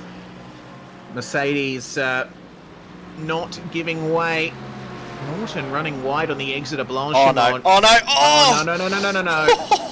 That was so close. Gentle, gentle. Can Dance try and go round the outside at the bus stop? No! De Silva's covering him again! Oh no! Dance losing it straight across the track. And straight back on. How much damage he might have from that, though, is anyone's guess. There'll have to be some under-tray damage. That front splitter looks a little bit damaged. The positive thing out of it will be that we're almost at the point where he can pit and make it home, but he's going to have to try and get this past it again. Let's have a look on board here, because that... You could almost feel that brewing at the approach into Blanchimont, couldn't you? Yeah, you could. De Silva having no interest in giving the position to Dance and moving to cover him a bit in the braking zone for the bus stop too. Oh. Dance just catches the grass, and at that point he decides, I'm just going to fire it to the inside where there's no cars there and hope that I come out the other side okay. And who was that he almost made contact with in the kinetic car there? Yeah, I'm gonna go back. Not sure who that was, but that would have been scary. Oh, move done. Yep. Move done for Dance, finally. It took him a very long time to do that. And he's lost 3 seconds to Norton while he's been trying to get by. So Dance now 9.3 seconds back from Christopher Norton. The car that Dance almost went right into was Martin Houston. So that would have been a fun surprise in his mirrors as he travelled through the bus stop. But let's get a look. See if we can pick up a replay of this from Martin Houston.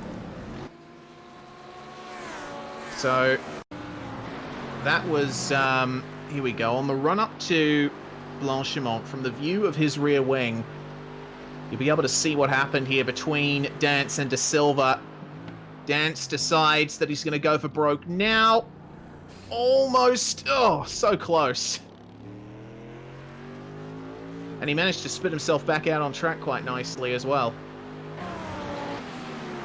I don't think there would have been two. I think if they had put another coat of paint on that kinetic car this round, they might have ended up with a bit of Cam Dance's paint on that car as well. So probably. Yeah, that was really, really tight, really close. There are still some battles going on. Alexander Sheridan trying to get back past Roy Clark. Of course, Clark had issues early, but back out there. He's not far off coming in to make his final stop. And Trevor Mack just behind there, trying to get past David Baker. And Michael Skurlock and Mitchell Bales. I'm sure we've said this a couple of times already. They're in a battle too. Yeah, I'm sure we've seen these guys together as well, or in other battles with different guys. They just seem to find action wherever they go, people like this. So it's great for us, great for the spectators to see this kind of stuff going on track right now. And Bales and Skurlock giving no quarter to each other, as per usual. These guys like to race, they like to fight for their positions, and I tell you what, visually, I'm just amazed at how far we've come in terms of graphics and being able to race at night and the way the light bounces off the cars in front. It looks fantastic. Yeah, it does. And to think when we first got Spa that this track was so graphically demanding on people's PCs that a lot of people couldn't even race at Spa because it was so bad, and now the graphics have just come such a long way and these cars just look so spectacular. The headlights look amazing. It's been fantastic, the evolution of iRacing over the last 8 years since I've been on. I think you've been on about the same amount of time, Reese. It's been incredible, and it's been great to be a part of it, and the evolution will continue in the near future with the AI coming out and the trucks that have come out in the last few weeks as well, the dirt trucks, the Pro 2 and 4 trucks, and still other stuff to come. TCR not far away. We're looking forward to that. We're very, very excited for that, Reese. TCR is probably the one that we've been waiting for the whole time since it was announced. That has been the biggest thing we've been waiting for. For sure. I can't wait to throw a front-wheel drive touring car around a track again. It's been a while since I've been able to do that in iRacing, so bring on TCR. JJ Tierno into the pits. This may be a scheduled stop. Almost at the point that everyone can come in. Oh no, Daniel Stevens around again. Oh. Different spot. He's had a terrible run of luck, has Daniel. Yeah. Wasn't for bad luck, he would have had none and just locked up the rear brakes. Go on. That's one of the places where you don't want that to happen. It's a quick turn into a very fast corner. In today's Formula 1 cars, it's just a lift, maybe a downshift, but in a GT3 car, you got to pay attention to what the rear end is doing. It can go on you just like that. Meanwhile, Silver's lost a spot to Northway. Yeah. And Dance has lost a heap of ground to Norton. Dance is now 12.5 seconds back, so Dance has had a mistake. Norton's done the fastest lap of the race, last lap by as well. So another page written in the book of Dance versus Norton. And that's a great time from Norton, especially in these darker conditions. You can't see as much. Your usual markers that you use during the day, you can't use them. You're driving the road in front of you that's illuminated by your headlights and not much else. So to see that kind of time out of him, that's pretty significant. Meanwhile, Martin, he's been one of the guys looking to...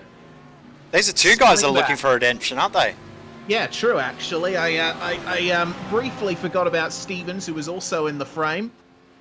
So they're looking for redemption for sure. And Grant Patullo, well, he was on course for a redemption drive, but he's had another setback. Yeah, this is a no-name corner. Interesting, we were just talking about graphics. You just reminded me of something too. When you're talking about braking markers, we remember back to when we first got on iRacing, you could use the shadows of the trees as braking markers. You can't do that anymore because of the way that the sun moves, the shadows are changing and evolving.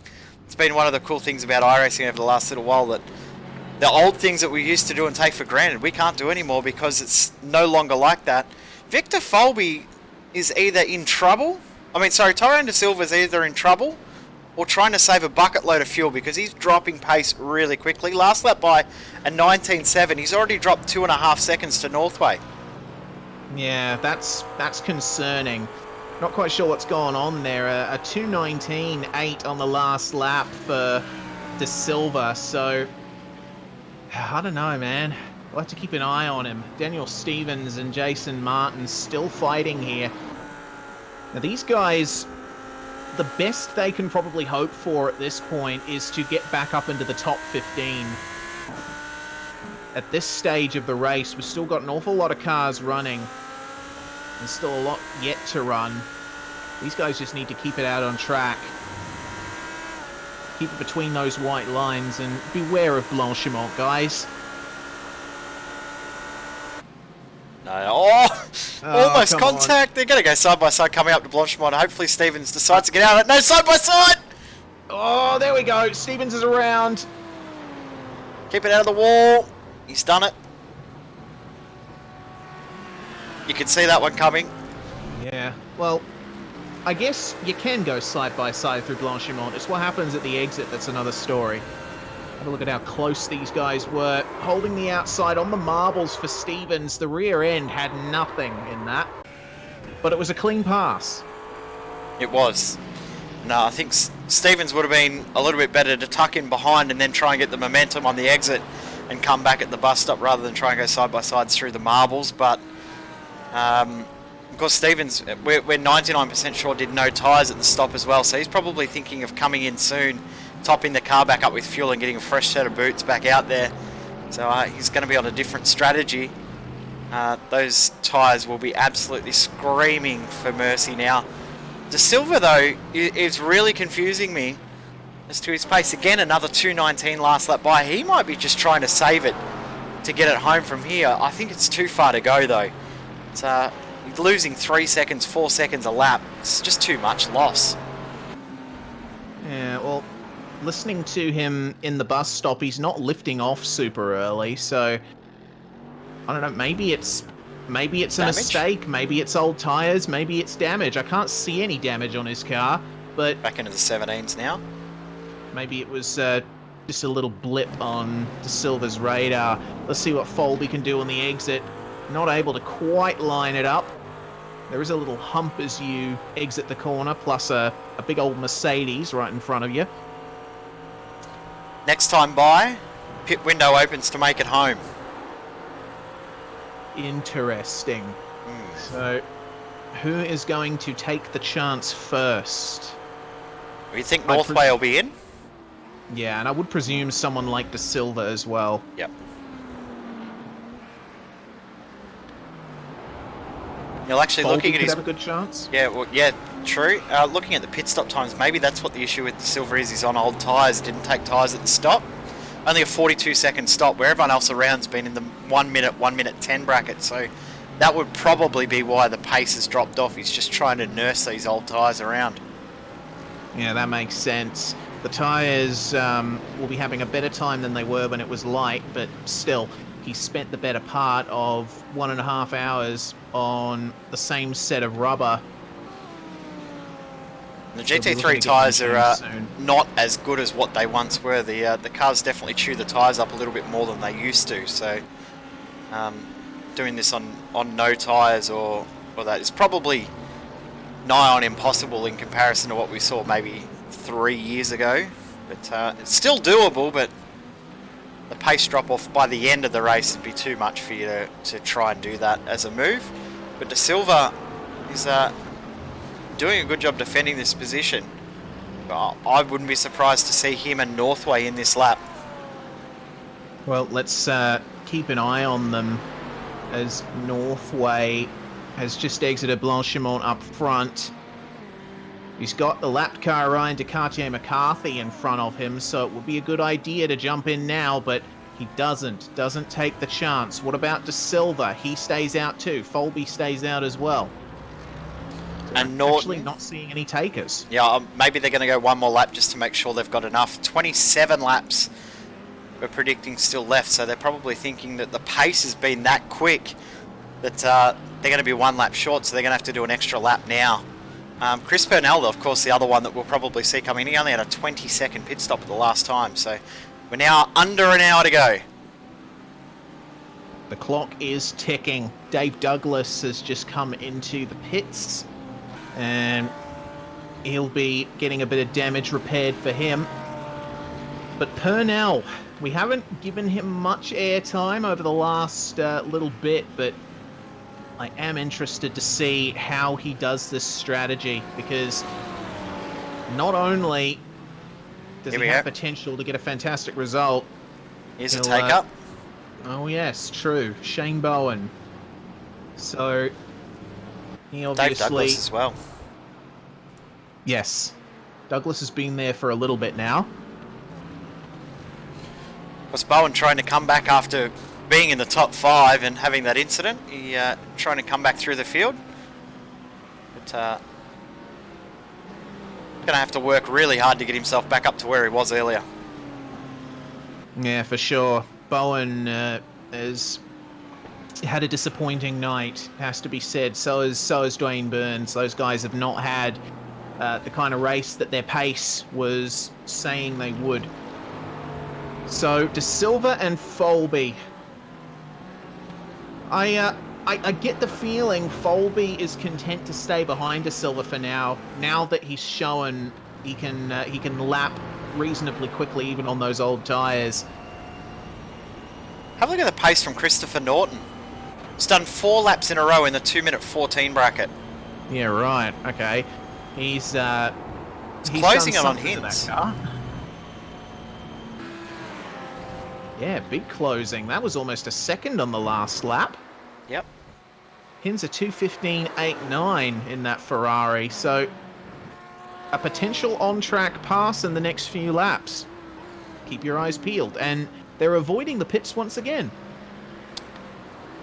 You know, the pace at the front is still that good that they're now still saying 27 laps remaining. So the track evolving and cooling off even more is meaning that the pace has gone up. So they're really worried about making sure they pick the right lap number, because of course you don't want to have to come in with 2 laps to go to top up 4 or 5 seconds of fuel, especially with how long this pit lane is. Yeah, exactly. It's all about staying out as long as you possibly can at a place like this.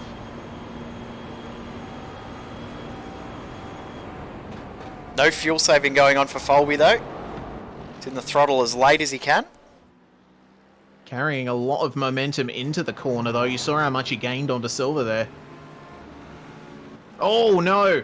There's been a bit of contact. Hinds has made contact with JJ Tierno, a lapped car, and I don't think he's very happy with that. We'll take a quick look at what happened.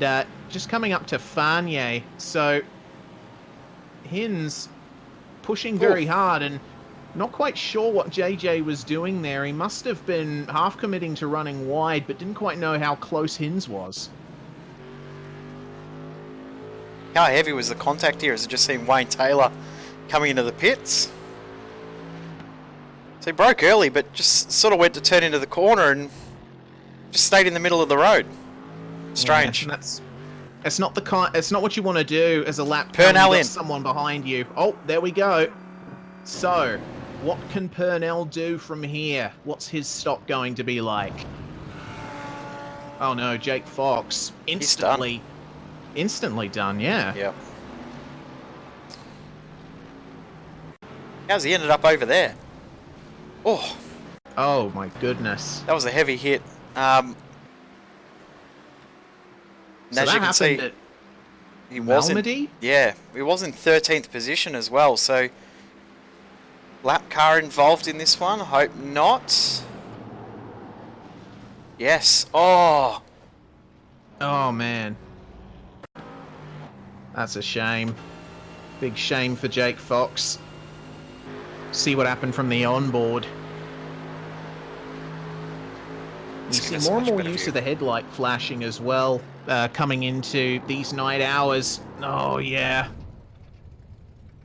Not quite. Yeah, that's a complicated one to dissect, because that section of the track, if you're a lapped car, what else are you supposed to do other than stay as far to the left as you can? Yep. Yeah, just got caught in the wrong place at the wrong time. There's no malice, there's no intent. Just sort of all happened that way, and disappointing way for that to end. Have a look at how close. Oh, Christopher Norton's around. I was about to say, have a look how close Norton is, but he's gone around. Oh no, and that's at Pouon as well. Yep. So this would be a fair flick of the steering wheel, I reckon. He was right in the middle of a bunch of cars too. Oh. Tiny bit of oversteer on entry. Heavy into the wall. Very heavy into the wall. That's going to ruin his race. Purnell, meanwhile, is back out. So for Purnell, that was a 1 minute and 8 seconds stop, 2 minute 10 total time spent in the pits. So he is good to the end. Yep. It's all fueled up. I'm just seeing Roy Clark losing a couple of spots, just letting Trevor Mack and Ben Doherty through. See if Norton comes in. You probably think he will. It looks like he might have a little bit of steering damage. Seen Daniel Stevens has come into the pits as well. Robert Northway still stopped. Michael Skurlock's also come in, and no surprise to see Christopher Norton in. Does Dance respond and come in, splash in some fuel? No, he keeps going. Probably too scared to come into the pits in case he speeds again. Yeah, true. Well, he's got plenty of opportunities to make up time out on track now. Things have actually worked out a bit better for him now that Norton has had his unfortunate incident. Meanwhile, Trevor Mack and Ben Doherty pushing super hard at this stage. Obviously getting very comfortable in the night conditions. Mogren did the fastest lap, last lap by as well, so his pace is still very, very quick. Only driver in the 2:15s. Everyone else is 2:16s, 2:17s. And he did a 15:1, so he's pretty much a second quicker than every other car in the field. I mean, there's not much that anyone can do versus that, save for hoping for a technical issue. Marco Mogren's just been the class of the field today. Yep, he's just been in a class of his own at this present stage. Norton's finally got back to his pit box, and I'm fairly sure that incident actually gave him a meatball because he didn't register a lap time when he crossed the start line, so... Or the finish line, Looked I like should say. the kind of crash that would give you a meatball flag too. Side-on impact with the wall at that speed. Yeah.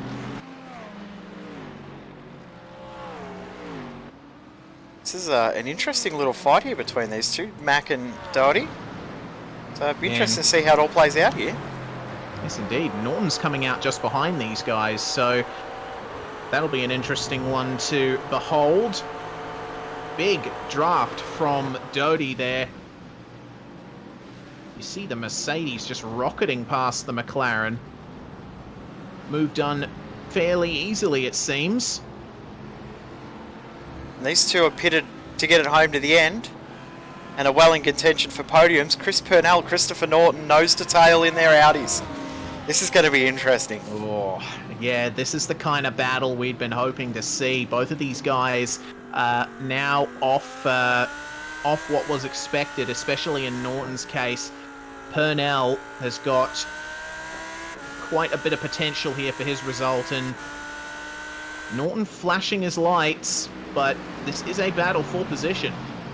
So is this one here too, Mirko Didnak and Simon Mazzomo. This feels like another replay. We've said this before too. This feels like we said this an hour ago, because we did.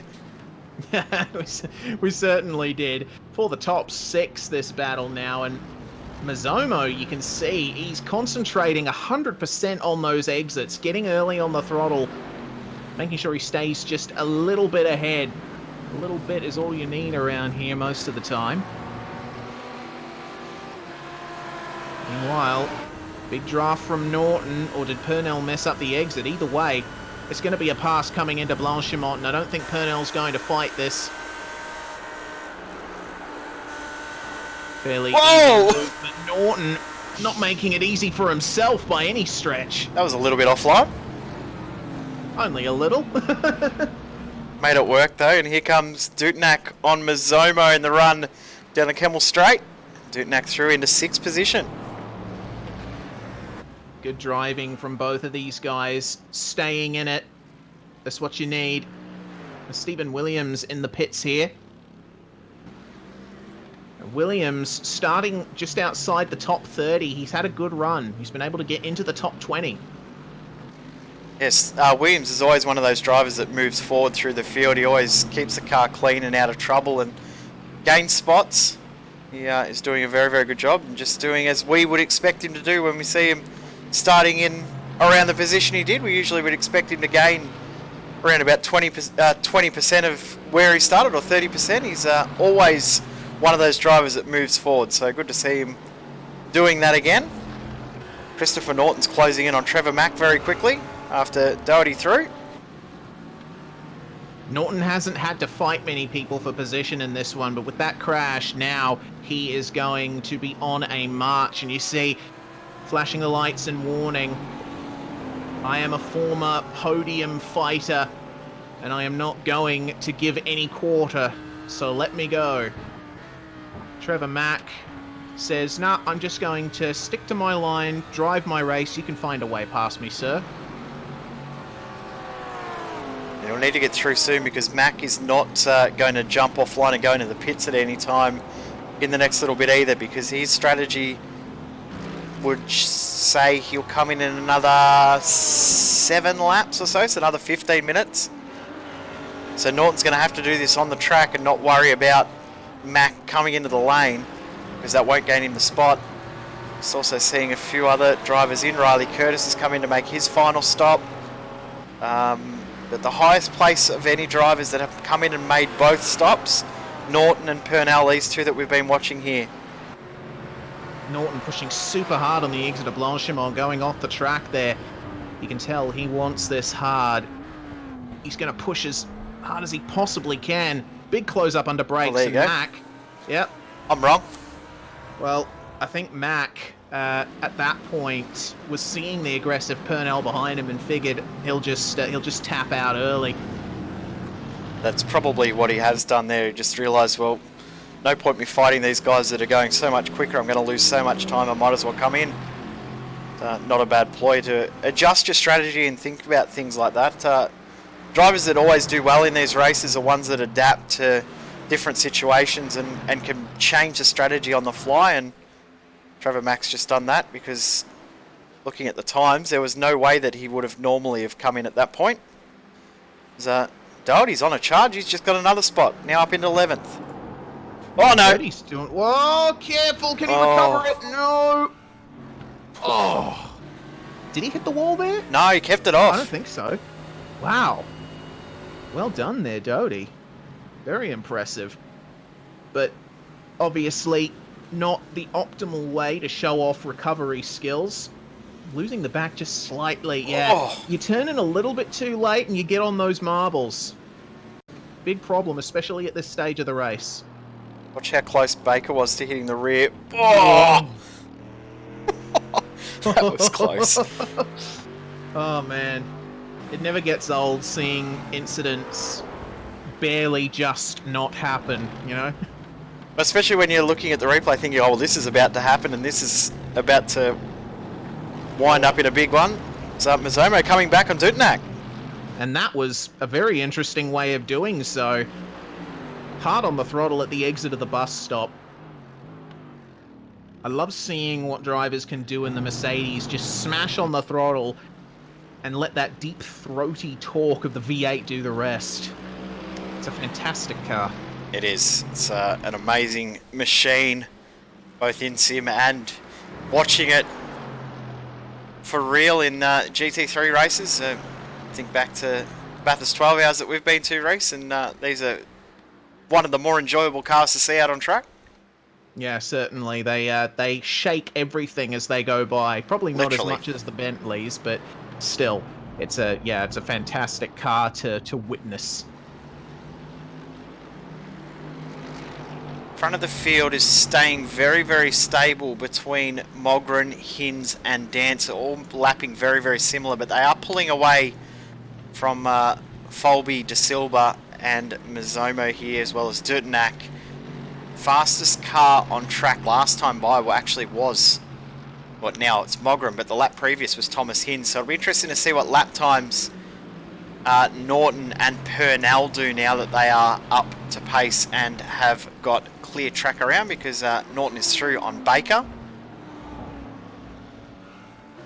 Yeah, Purnell so he's trying to get unleashed through. once again. Ah, yes, and Purnell, he's not going to have a very easy time of this, because they're just coming up to the twisty, flowing middle part of the circuit. Oh, Purnell having a very tough time here trying to get by Baker. Baker's defending, as this is right. This is for track position.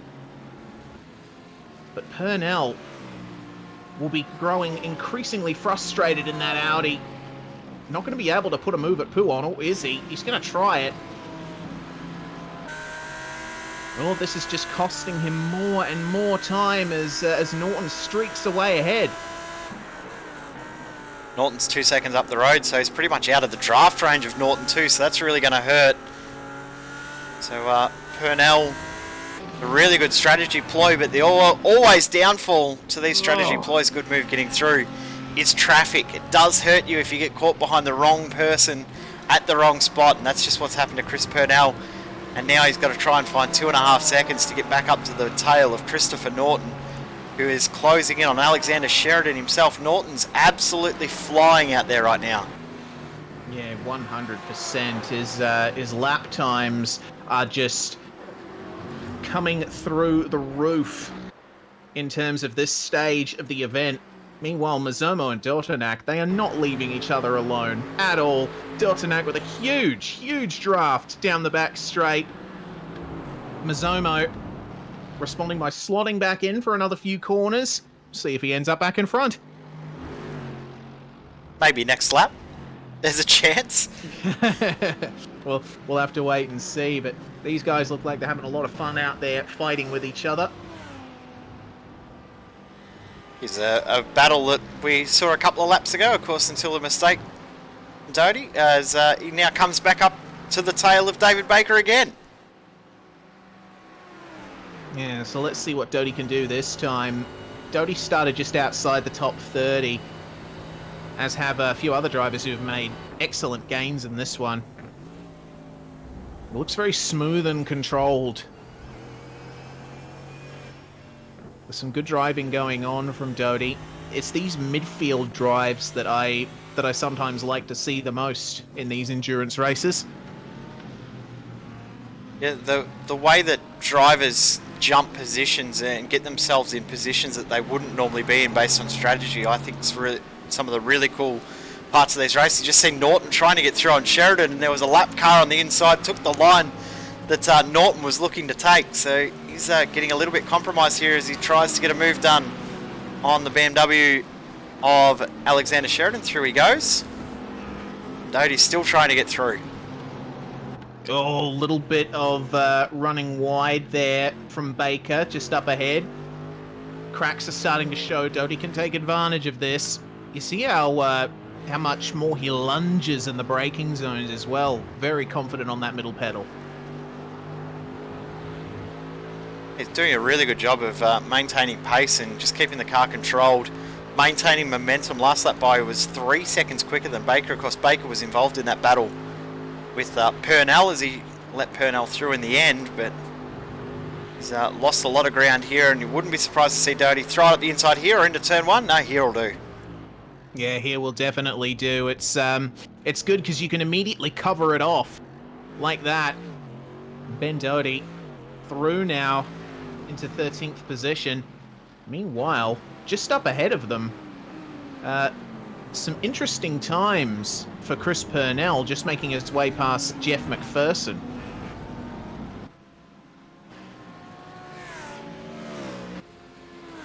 First and a lap down, so got a replay of that. It wasn't as quick as Purnell probably would have liked, but those guys down the back of the field just trying to get themselves home. Oh, yeah, a little bit of contact as well. So I didn't actually see that the first time. Staying with the replay here, the replay for you, Reese, as well, because Riley Curtis has been in the wars as well. Coming into the bus stop, big bounce, and the dampers just started oscillating there, I think. Couldn't quite recover that. Yeah, disappointing for him. Seeing Gavin Barber is in the pits as well to make his last stop. Around the field, Mogren leads by 22 seconds. Still the fastest car out on track. Hinds in second and Dance in third. But of course, these three cars are worried about this bright pink machine right here of Christopher Norton. And he's doing some good laps still. His last lap was a 16.099, and he's been bouncing for the last few laps between 16 flats and mid-15s, so he's got the pace for sure in these last few stages of this event. Of course, typical race length to go, pretty much. Yeah, exactly. He's still got a sprint race to go.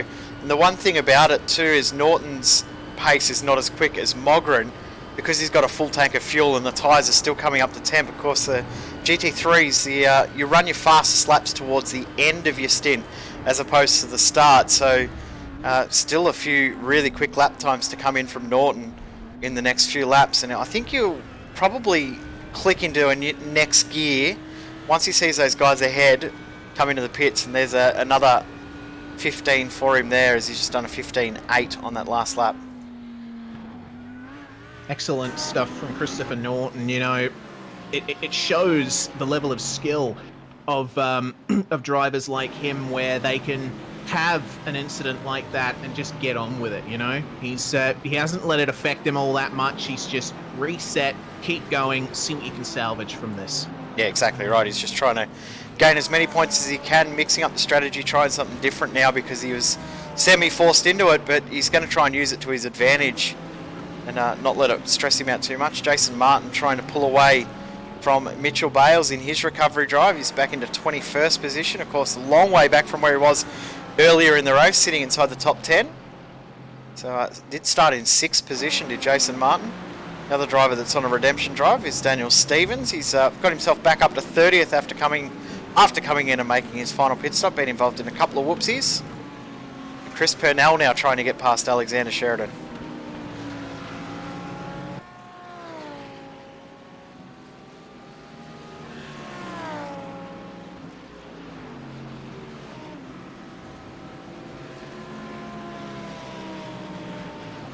Jump on board with Purnell for a moment and see if we can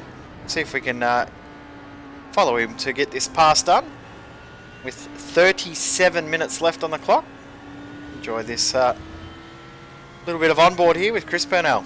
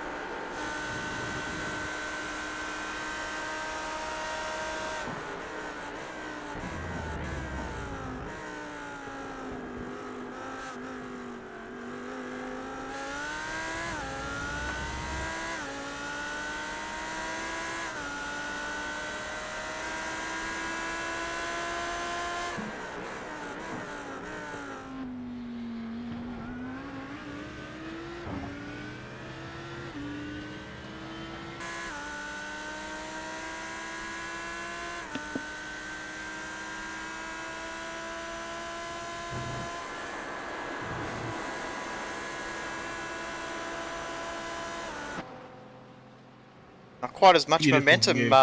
as I thought he was going to get, but he's going to get this done. And you're right, beautiful view on the front wing, the front splitter of Chris Purnell's Audi. Through he goes.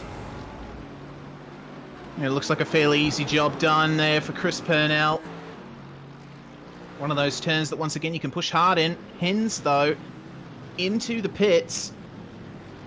Now, he had been running second up to this point. He's probably on course for a top 10 at this stage, if not a top 5.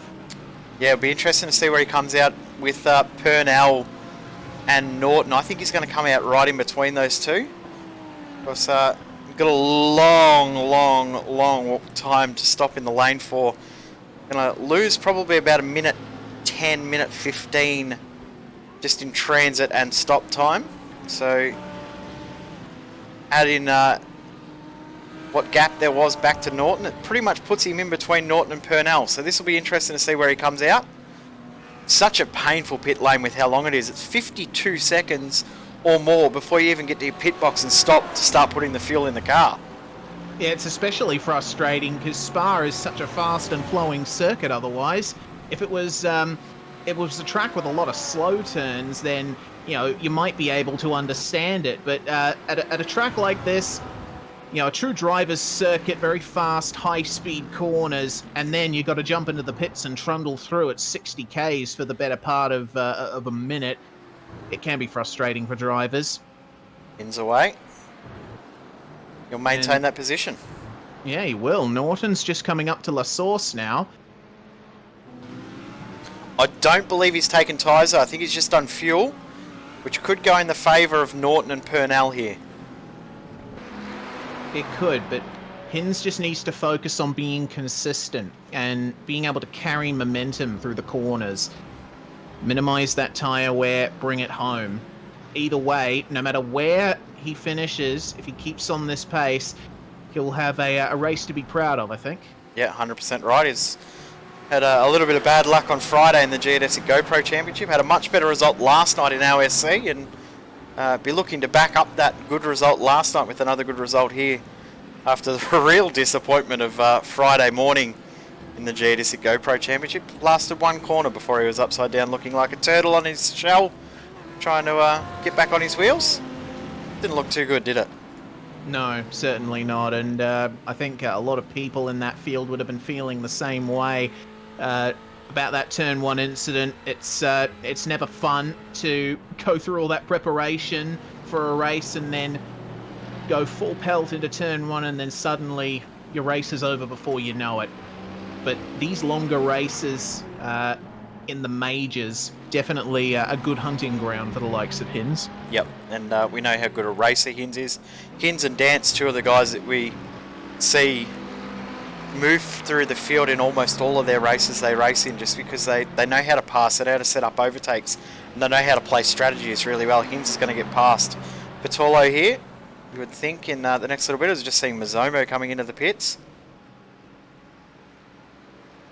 Yeah, and Mazomo, of course, will still be fighting hard with his compatriots in the Mercedes. Hins looks like he's staying behind for another couple corners, but it's a very early move over to the left there for Patullo. Yeah, I'm surprised he didn't hold the right-hand side of the circuit and defend a little bit more. He just pulled over to almost say, if you're fast enough, Hinsey, you can come on through, but didn't quite get the momentum. But you'd think that coming down through here, he'll get the momentum and then get the move done at the braking zone at the end of the Camel Straight. Maybe not, though. Pushing so hard over the top.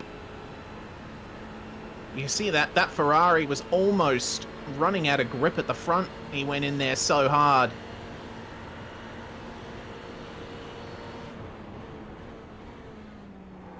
I don't know, I think Hins might be making a conscious decision to stay behind Patullo here, because we did mention he hasn't taken tyres. Maybe Patullo is running at the pace that Hins wants to try and get these tyres to the end. Yeah, possibly. I was still just trying to get comfortable with the car, old tyres, and 3/4 of a tank of fuel, or half a tank of fuel. So something that a lot of drivers don't practice a huge amount, running out there on old tyres and half a tank of fuel. Come in after a stint of tyres and then put half a tank in. It's something you only ever do in these sort of races. So it takes a little bit of a different mindset and a little bit of different thinking to get it right. So he'll be trying to manoeuvre that and think about how to tackle it. And looks like he's got a little bit more comfortable now because the pace has definitely increased for him. Certainly has. Mazomo has come out of the pits in 14th place. Meanwhile, in amongst all of this, and he doesn't seem to have many cars he's racing for position around him, so it's going to be a lonely ride for Mazomo for the next few laps, but these two guys keeping each other company very nicely. And Hins almost setting up a move here at the bus stop. He's going to try and have a lob at it, but Patullo is just able to get off the exit of Blanchimont so much better. He's doing a really good job, and a little bit of oversteer there for Hins. And talking about Mazomo, he'll be hoping that Dutnak comes in the pits very, very soon, because those two will likely resume their battle in the next little bit. 30 minutes to go. About 15 laps of racing, 14 laps of racing left, so still a lot of racing to go. Yes, indeed, and it's that's the usual number of laps you see at Spa and a lot of official racing on the iRacing surface. This track, because of its length, you might think, oh, only 15 laps, not that long, but yes, it does take about half an hour to complete all of that distance on this circuit. Hins there, going for the move on Patullo, finally at the end of the Kemmel Straight and through quite easily. Yeah, fairly easy move in the end there for Hinsey. I'm sure it definitely wasn't as easy as as he made it look there, but he has made it look easy. Another battle going on. Shane Bowen in his recovery drive. He's getting past Martin Houston. Yeah, Bowen, having started 22nd, he'll have resumed 28th position there. It'd be nice to at least finish in the position that you started the race in, but A lot of guys, unfortunately, are not going to have that luxury tonight. Norton continuing his charge through the top 10, by the way. How good is it? I was just about to say, how good is it with a 50-car grid, pretty much 2 hours into a race, and we've only seen 4 cars DNF? That's very impressive. Definitely shows the commitment that the drivers have to their race result, no matter where it may end up. Almost a move there for Norton, but Pellet is holding on very nicely through the middle of the track. Norton, though, being able what to a use move! that grip. Fantastic! See, the amount of confidence that you would need to have in the car through that corner in order to make the move pull off is fantastic. Fogarty, though, not having as much luck with his Mercedes. No. So that was a fantastic move, and was there a little bit of help there for the number 4 car of Fogarty? Oh. Well, yes and no. Interesting. Oh! Okay. Well, that explains a couple of things, and that's also not going to be good for Folby either. And he's lost a spot out of that. He lost a spot to Dutnak from that. So what's happened there is Fogarty's tried to come into the pits after making that little bit of contact and just come and completely chop the nose of Folby here as he's gone to turn the corner. And he lost a spot from that. Man, that's a real shame. And Folby trying to get himself back onto the track. Well, fortunately, no one else ended up getting involved in that incident after that point. But still, that's the kind of thing that you just put your head in your hands and think, why? Why did that have to happen? Yeah, why me? It's, Todd Kelly impression. Probably without the screaming and swearing, though. Yep. Helmet's off as well. Yeah, true. This is Shane Bowen again, trying to get another move done at the end of the Kemmel Straight, this time on Roy Clark, who's been involved in a lot in this race without being involved in a lot at the same time, if that makes sense. Had a lot of TV time, and it's mainly just been from getting overtaken or from being the overtaker. Yeah, that's the thing. Roy Clark, he's shown himself in this race, at least, to be one of those guys that stuff just happens to. It seems like wherever there's some action, he'll be at or near the site of it. He's done quite well, has Roy, making his way from almost the back of the grid to be in the position that he's in now. So a lot of work has gone into this drive for him. Oh, another car around. Oh no, that's Norton. Yes. I'd know that colour anywhere. It's a very distinct pink, that one, isn't it? Yeah, certainly. Even in the dark, it shows up quite well. So what happened to Norton here? Another. Just pushing. Yeah. It's something that we've seen so much of today, too. The rears just letting go. It's happened across the board. No matter what car, no matter what driver, it's happened at some point. I get the feeling that a little bit of an adventure onto the grass might have had something to do with it. Potentially, yeah. So he actually has lost, what's that, 3 spots from that, because Purnell is now a long way ahead as there's another car going straight ahead. That is the car of Jeff McPherson. But in regards to the drivers that have pitted twice, Hinz is now the lead car in the 2 pit stop battle. Sits in 5th position, and pace-wise, 3rd fastest car out on track. Fastest car at the moment is actually Dean Mole, who's not long come out of the pits as well. So Dane Burns comes in to make his final stop. But Bertolo, have a look at this pack behind him. These guys are all lapped down. Stephen Williams and Wayne Taylor getting involved here. Yeah, and those guys a lap down on Grant Bertolo are racing each other here. So Williams versus Taylor, and Taylor, you'd get the feeling he's been relentlessly chipping away at this field over the course of this one. Williams has been able to keep himself up there despite the issues happening around him. So 2 drivers with a lot to come away from in this race. Battling for top 10 positions here, though. Bendotti has looked really good in this second half of the race. Tucked right under the rear wing of Alexander Sheridan, trying to get through. Sheridan hasn't looked as strong in the last little phase of the race as he did earlier on. Certainly not. It's going to be frustrating for him as the tyres come off, but Ben Doty been one of the strongest competitors in the last half of this race by far. He had a bit of a quiet start, but since about the 1 hour to go mark, Ben has just been relentless. And That's not a is car no park, good for guys. Dean Bowen. No, unfortunately not. Roy Clark, oh dear, having more adventures. Dutnak in the pits, and what's happened here to Clark and Bowen? That was an unusual spot to see cars parked. You don't normally see them tucked in right up there. Oh. Okay. Bowen just completely missed his braking marker, tried to throw it up the inside, but couldn't get it turned. Clark saw him coming and left the door open, but yeah, that's unfortunate. Mitchell Bales and Michael Skurlock going at it again. Once again. Is that the 4th time they've passed each other in this race? 5th time? I wasn't even counting, to be honest with you. It's been so many times now. Patullo and Dotanak, though, both into the pits.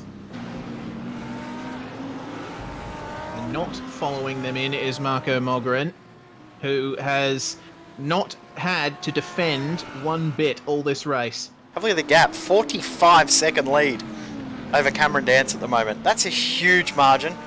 But, I just see a car running wide at the source. Not sure who that was. But, Dance doing everything he needs to in regards to the championship fight. If you can't win the race, get the best result you can. You're sitting in the next best spot. Yeah, certainly he is, and doing everything he needs to do to consolidate that. Meanwhile, Norton, ever the battler from adversity in the last half of the race, just making his way past Sheridan there. Yep, back up into 8th position now with those guys jumping in the pits. Northway and Mole also rather close, as they were close. Timing sheet showed me that they were right behind each other, but I'm going to guess something's happened here to Dean Mole. You know, it wouldn't be the first time in this race. Mole's had some rotten luck, and how rotten is that? Sideways off the track. Let's see what happened between him and Northway. Oh, contact coming into Blanchimont. I could see something like that happening if it was the last lap. Oh! Okay. Right. Wow.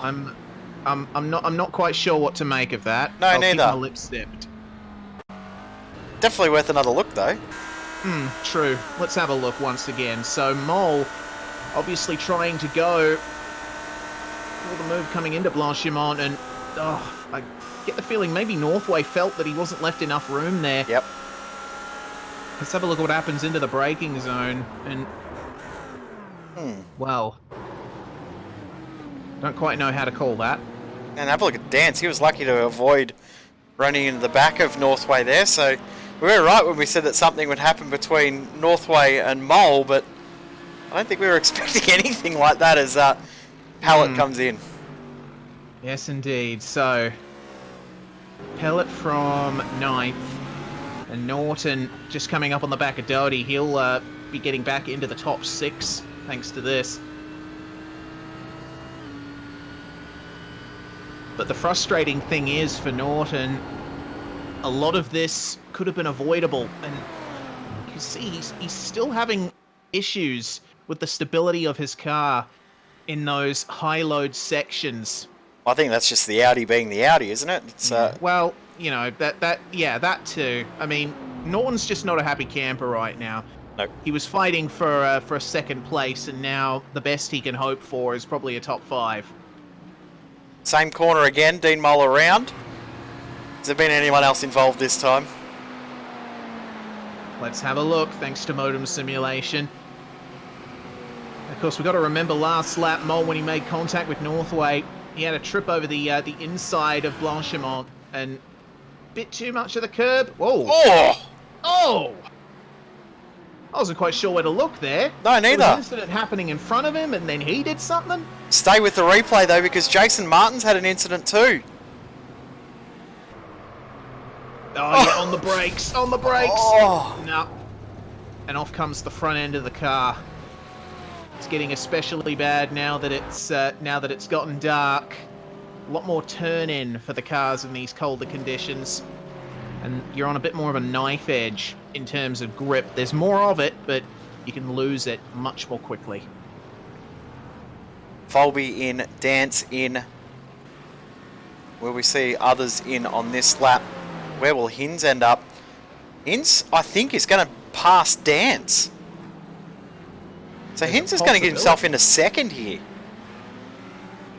Big if true. And Dance is just away now. Well, this is going to be close between these boys. Oh, so close. There goes Hinz. And there's Dance coming out of the pits. This is going to be a good race to the end between these guys. Hinz has got a bit of company, though. This lap car, Bradley Matheson in the BMW, he's had an interesting one for sure. Spent quite a bit of time in the pits, back out there getting classified. Gavin Sheridan, Barber as well. Yeah, Barber's had a race to forget, and Dean Mole is also out of the race by the looks of things too. Sheridan and Baker also in the lane to make their final stop. So Doherty and Mogren, the only drivers in the top 10 yet to make their last stop. Dean Mole has returned to the circuit, but he's back in the pits. He might be day done, though. I have to wait and see for that. It's been a horror day for Mole and quite a few other guys in this field, for that matter. Hey, guess who's battling, Rex? Yeah, yeah. No prizes for guessing, I suppose. I'm going to have to go back after the race and have a look at the race stats, because I swear that these two have been in, like, one car apart the entire race, other than when they both come into the pits. Oh, Skurlock! Almost hit the car there of Kukas, I believe that was. That was close. So, yeah, bit too close for Blanchimont. 100%. I reckon a counter in the corner of how many times we see the same two drivers battling would be a good idea for future broadcasts. Yep. Yeah, I'll work on that next week. Add a little ding sound. Well, I can do that. I can do that. It's possible. Theoretically possible. Yeah, and that actually wasn't Scott Kukas. I apologise to Scott. It was Pena Diaz, who was the car that was just ahead at that point before, when we almost saw the incident. So we see Stephen Williams and Wayne Taylor go at it. Another two cars that have been around each other most of the race, and Williams trying to come up on Jason Martin. His car, as we know, looking a bit second-hand after that incident earlier. No straight line in that Audi either, so this is going to be a bit awkward coming up the rise. Because Stephen Williams had to lift off a bit, and Martin taking evasive action. He has no chance of keeping that thing clean in that section. Our race leader, though, into the pits, and Dowdy in as well. At this point right now, as Folby just gets his lap back, there are only 6 cars left on the lead lap. That just goes to show you the kind of pace difference we've had up the front. All of the drivers that we've seen in this broadcast so far, they've been ones that we've seen before, and they've all had levels of skill very close to each other, very competitive. So Mogren has stepped up and done a fantastic job, and his car is silent coming down pit lane, Jay. He's continuing to save as much fuel as possible. Just letting it roll down the hill.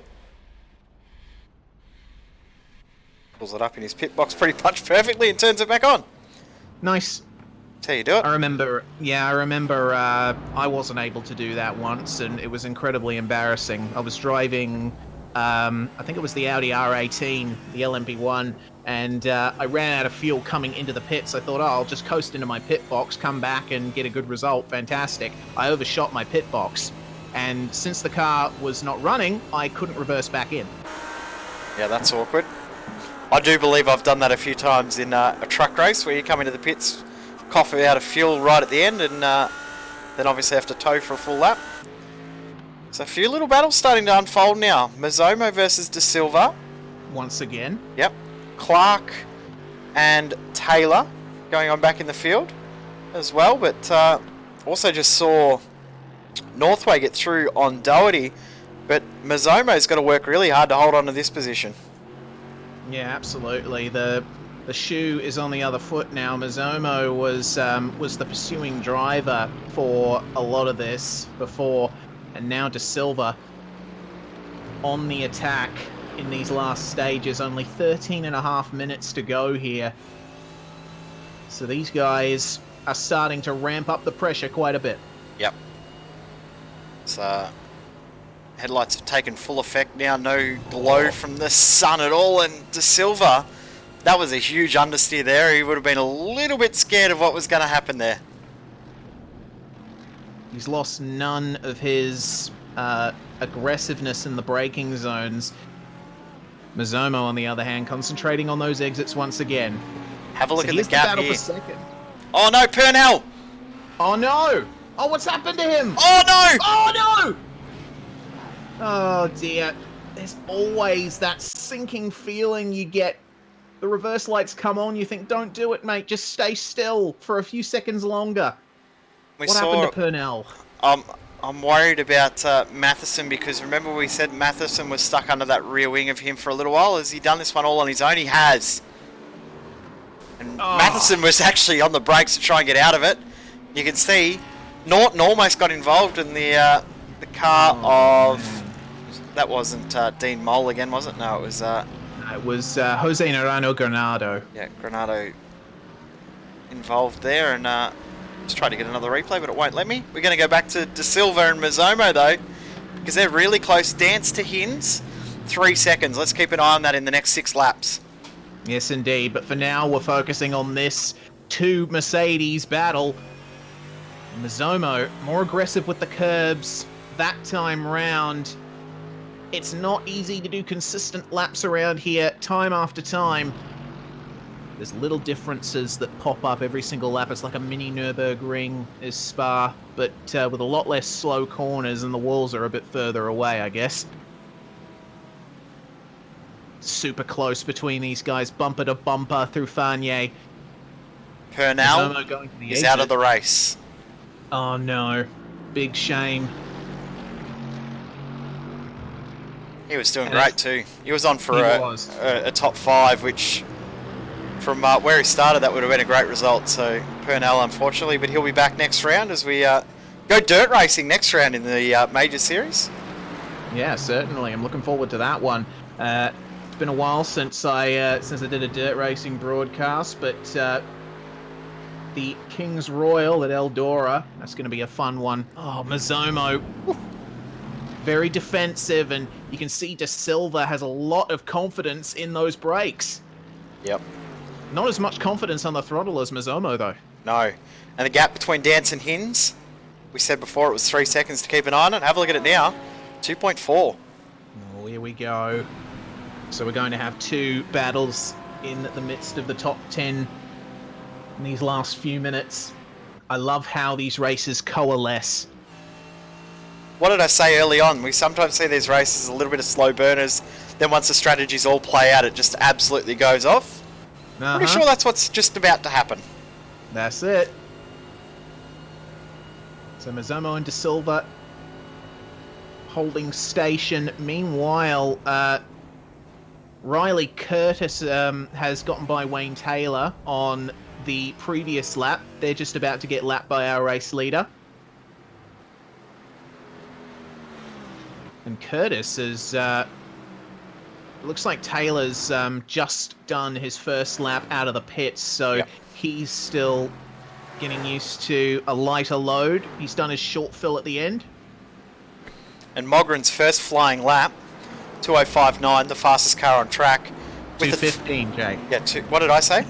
2:05. 2:05. Oh, jeez. Too much commentary this weekend. This is the most I've done in a long time, Reese. I've done, what's this now, 9 hours of commentary in 3 days. That's not like me, or 2 days even. Yeah, I normally just sit back and watch. That's Scops Enduro season for someone like me. I'll probably have to join you for that too. Welcome to the party.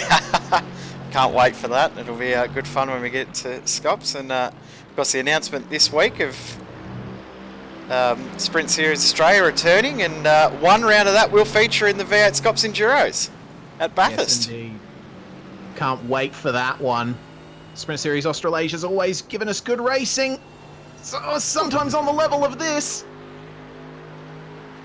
Super close out of Blanchimont. Mazzomo going defensive once again. Just not enough space. Oh, De Silva able to do it. But he's not able to get the power down, actually. I heard the gears skip a little bit. He must have hit the rev limiter.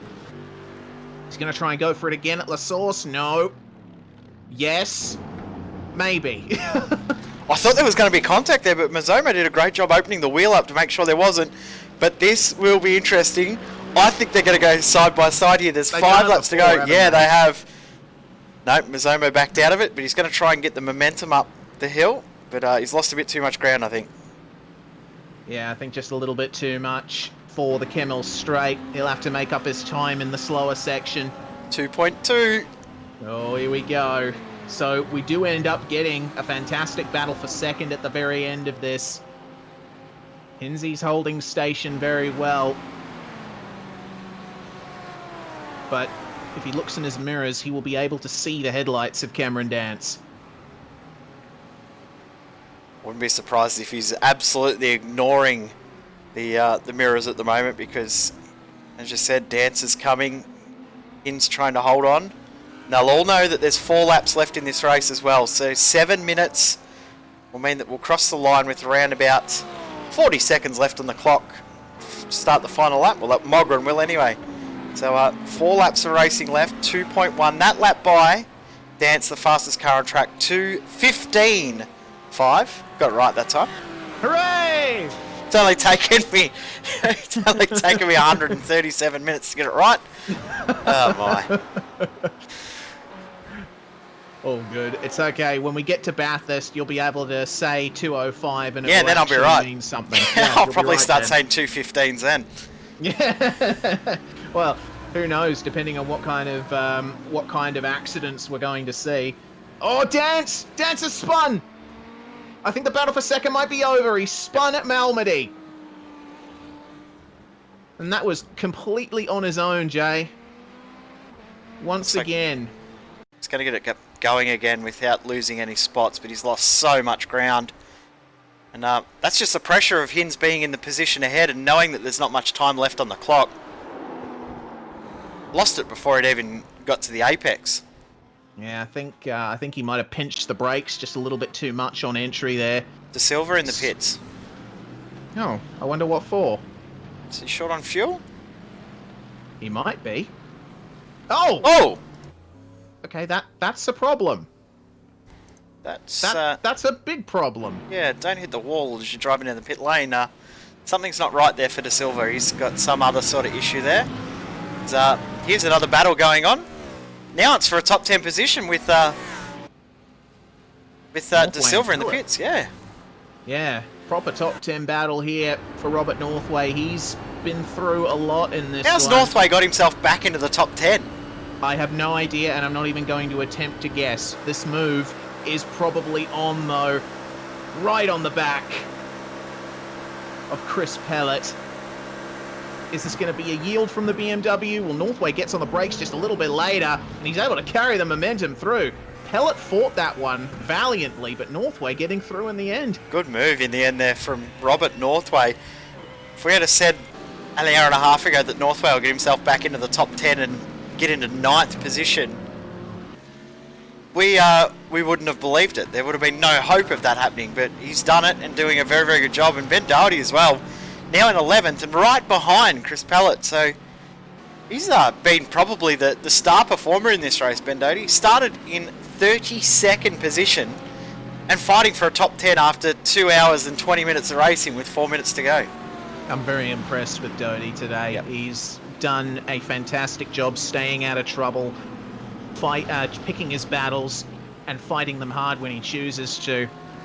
He'll get himself a very good finish for his troubles, no matter whether he manages to get by these guys or not. I'm pretty sure he'll be happy either way. To say you gained 21 spots in a field as competitive as this is a fantastic result, regardless of him getting one more. If he gets one more, it's even better. That's exactly right, and it could be that one more. Right now, on the run up to Blanchimont, Nope. Oh, just lifting off. It's such an insane part of the track, and you think back, it used to be even more insane because that tarmac runoff area was not there 20, 30 years ago. Someone been in the wars again, Reese? Yeah, we'll take a look at Roy Clark and... Oh. Oh, no. Now, who was that other car involved in that? The Mercedes. I'm not quite sure. Is it Lidwig? No? Number 33rd position at the time. That's JJ Tierno. It's just a little bit clumsy from both there. Tierno didn't really do anything wrong, I don't think. Nah, he was staying within the track. Problem is, La Source, you know, as tight as it is even tighter than it looks. So, Dodie through. yeah. And he's managed to get it done fairly early on the Kemmel Straight as well. Yeah, well, he got it done that early that Pallet was almost able to get the draft and come back at him. So, now into 10th position. That's 22 positions gained. Second biggest mover in the field. The only driver that has moved up more spots is Brad Fenley, who's in 22nd. And he started in 50th, dead last, and up into 22nd. Dodie plus 22. And one other driver plus 20 positions, that Riley Curtis, who started in 49th position. Just goes to show, no matter what drama you face, keep going, because it may just pay. 1.5 laps to go for our race leader. Mogren, the second half of the circuit now on his final lap, or second to the last lap of the race, and he's not too far behind Alexander Sheridan. He'll be wanting to stay on the lead lap. Only 12 cars on the lead lap. That's pretty incredible. Out of a 50-car field to only have 12 on the lead lap just shows how dominant Mogren's been. 40-second advantage he's got right now. Yeah, I mean, what more can you say about Mogren? He's just done everything right from the moment the green flag dropped. No troubles whatsoever for that black Audi. And this is going to be his final lap when he crosses the line this time by.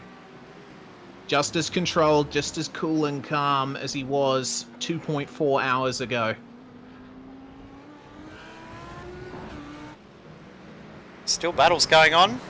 Grant Patolo closing in on Mazzomo. Last lap by 8/10 quicker. So this is still on. This is the highest place battle within a second. And another Mercedes closing in on Simon Mazzomo. So I wouldn't be surprised if Mazzomo's a little short on fuel, and that's why he's starting to worry a little bit about these guys behind. Yeah, and it's a reasonable worry to have. Because Mazzomo, he'll only have one lap after this. So only a few more opportunities to get the exits right that he's been working so hard at all race. Meanwhile, Thomas Hinz is about to make his way past Trevor Mack. And Hinz's drive in this has been nothing short of fantastic either. He's managed to get himself up there beautifully. Have a look at this too. Dance is in trouble. He might not even hold on for a podium here. Last lap by Norton, 1.5 seconds quicker. Last lap is within 2 seconds, so pretty much going to get draft the second half of the lap. He might have enough left to get a move done. It's going to be very, very close. Yeah, it will. It's very close between Mazzomo and Patullo as well on the final lap here. It's amazing seeing how close drivers can get to each other around this place.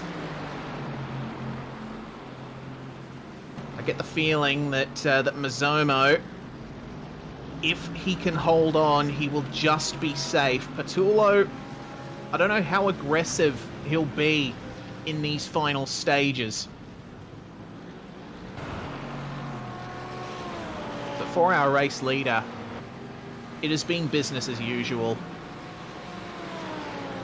Hasn't been much trouble out there for Mr. Mogren in the 419. Controlling the race, controlling the strategy, controlling the tarmac runoff area as well, evidently. First mistake all race. Yeah, for sure. That says something about Mogren's race, doesn't it? He takes the victory in the international division of the majors. The Spa 2.4 is his. Fantastic drive from Marco. And something has happened to the car. Baker finishes in 13th. He's the last car, or first car 1 lap down. Something's happened to Norton because we said he was within 2 seconds. That rear wing does not look right. Something has happened on this lap here for Norton. As Hinz is about to come across the line. We'll see if we can pick up what exactly happened to him.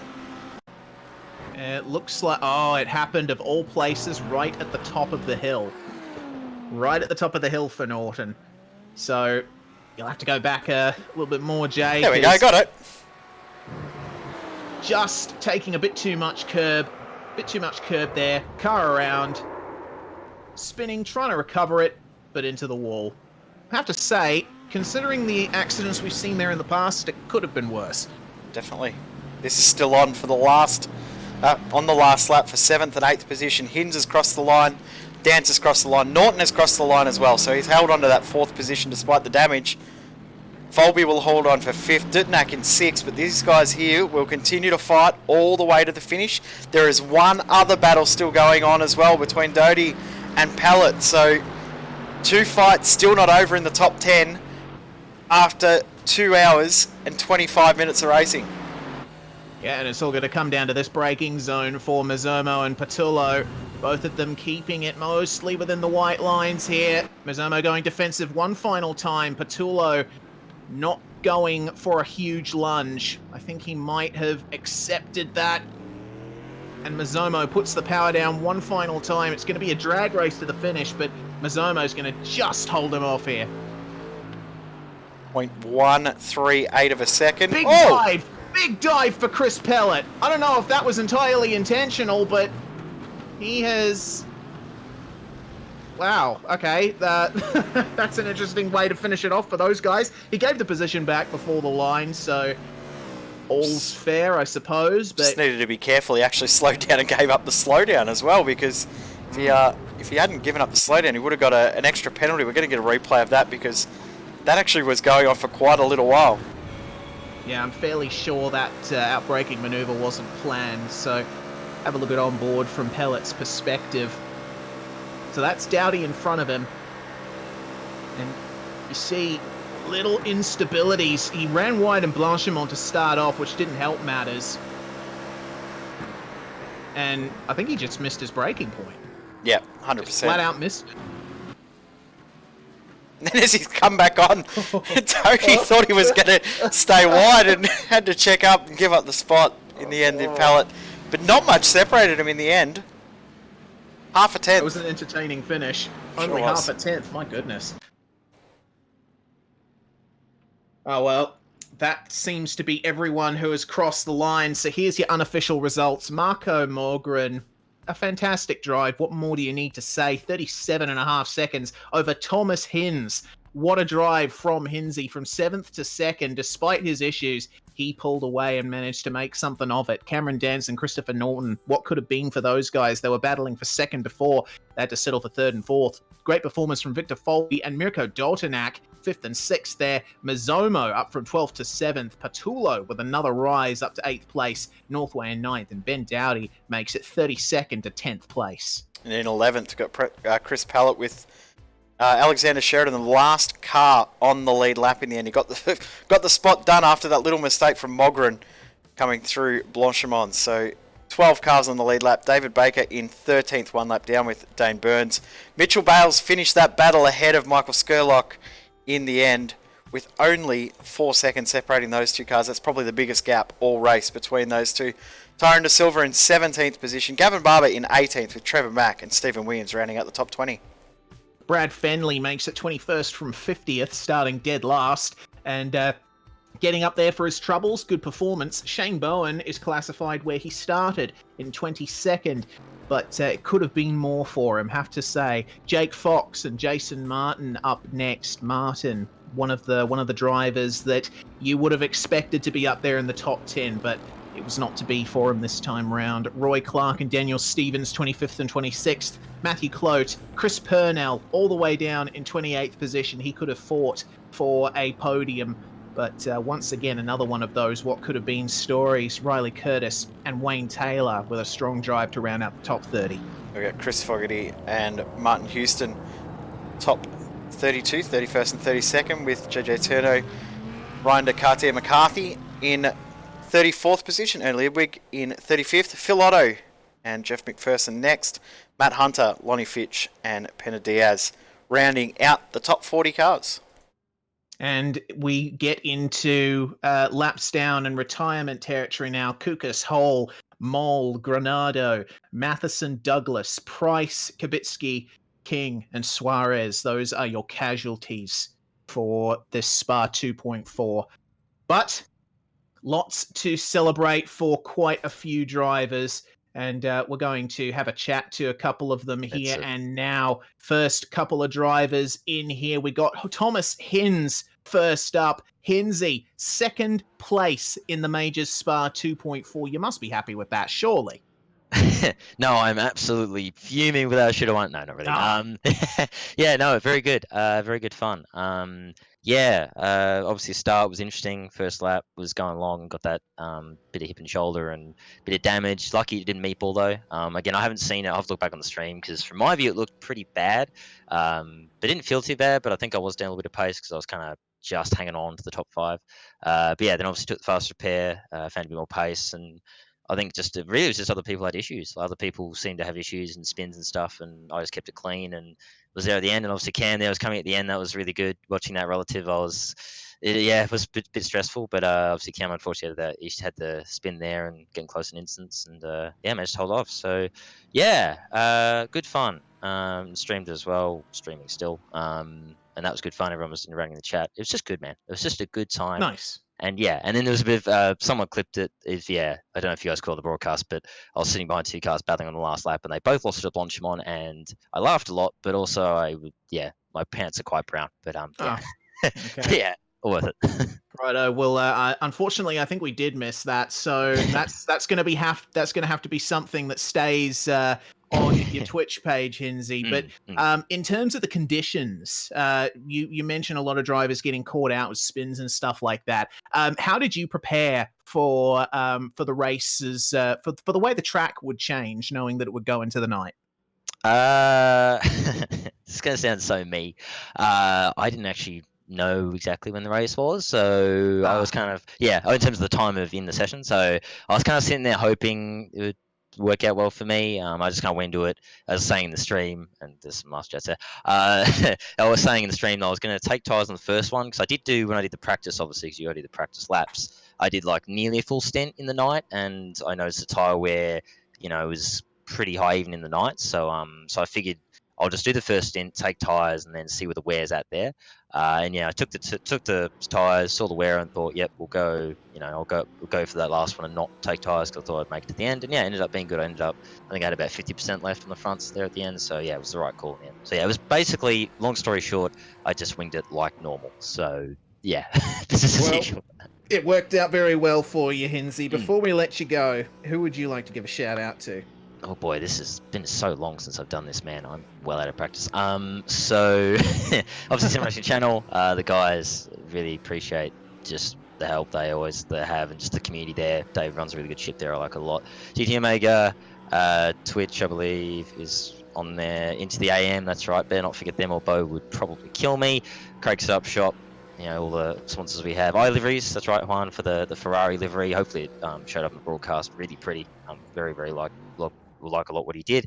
And just thanks, I guess, the guys I had in chat who watched the stream. Again, I'm new to streaming and everything, so really cool to see everyone watch my end. And thanks to you guys, as always, for the top quality broadcast and for the majors for putting on the usual top-notch shows. So hopefully, I'll make another one in the future.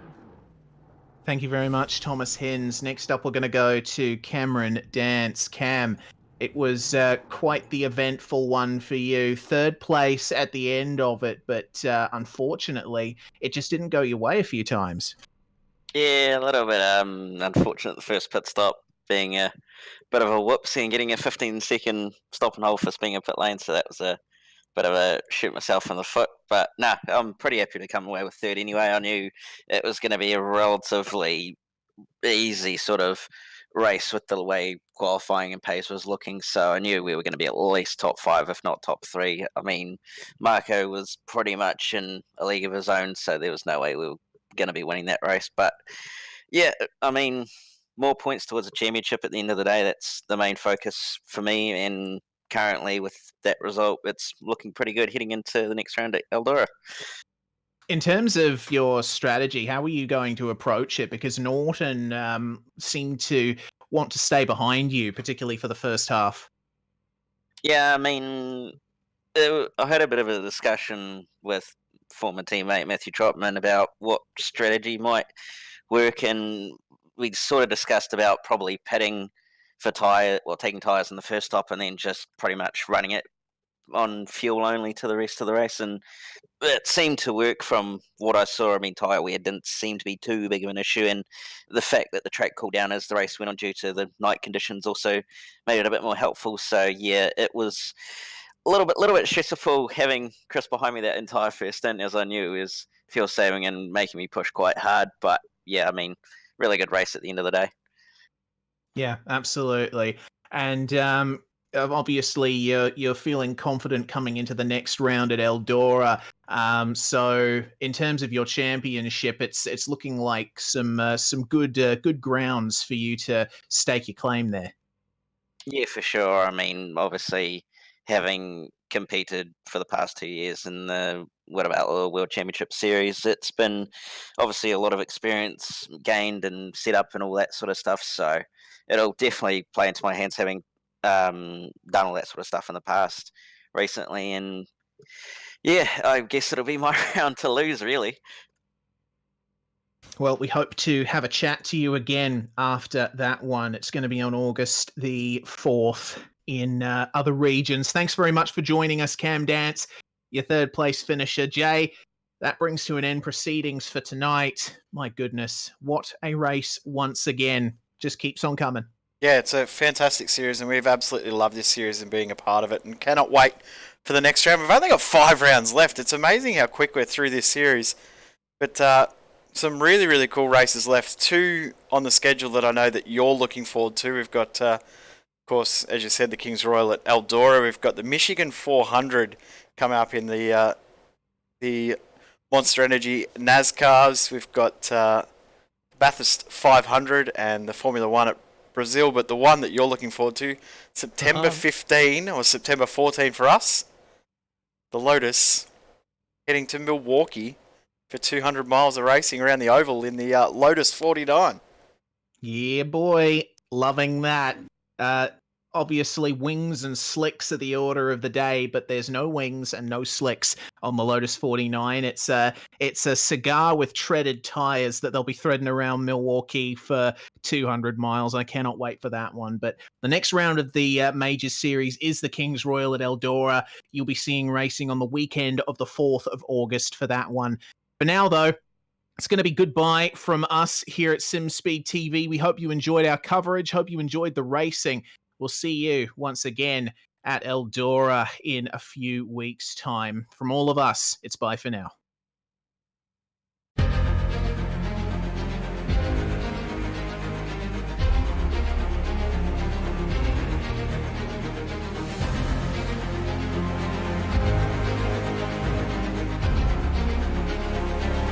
This is fantastic. This is GT racing right now. He's got traction. He's done with the outside of both of them. Maloney. Oh, he's taken Anderson.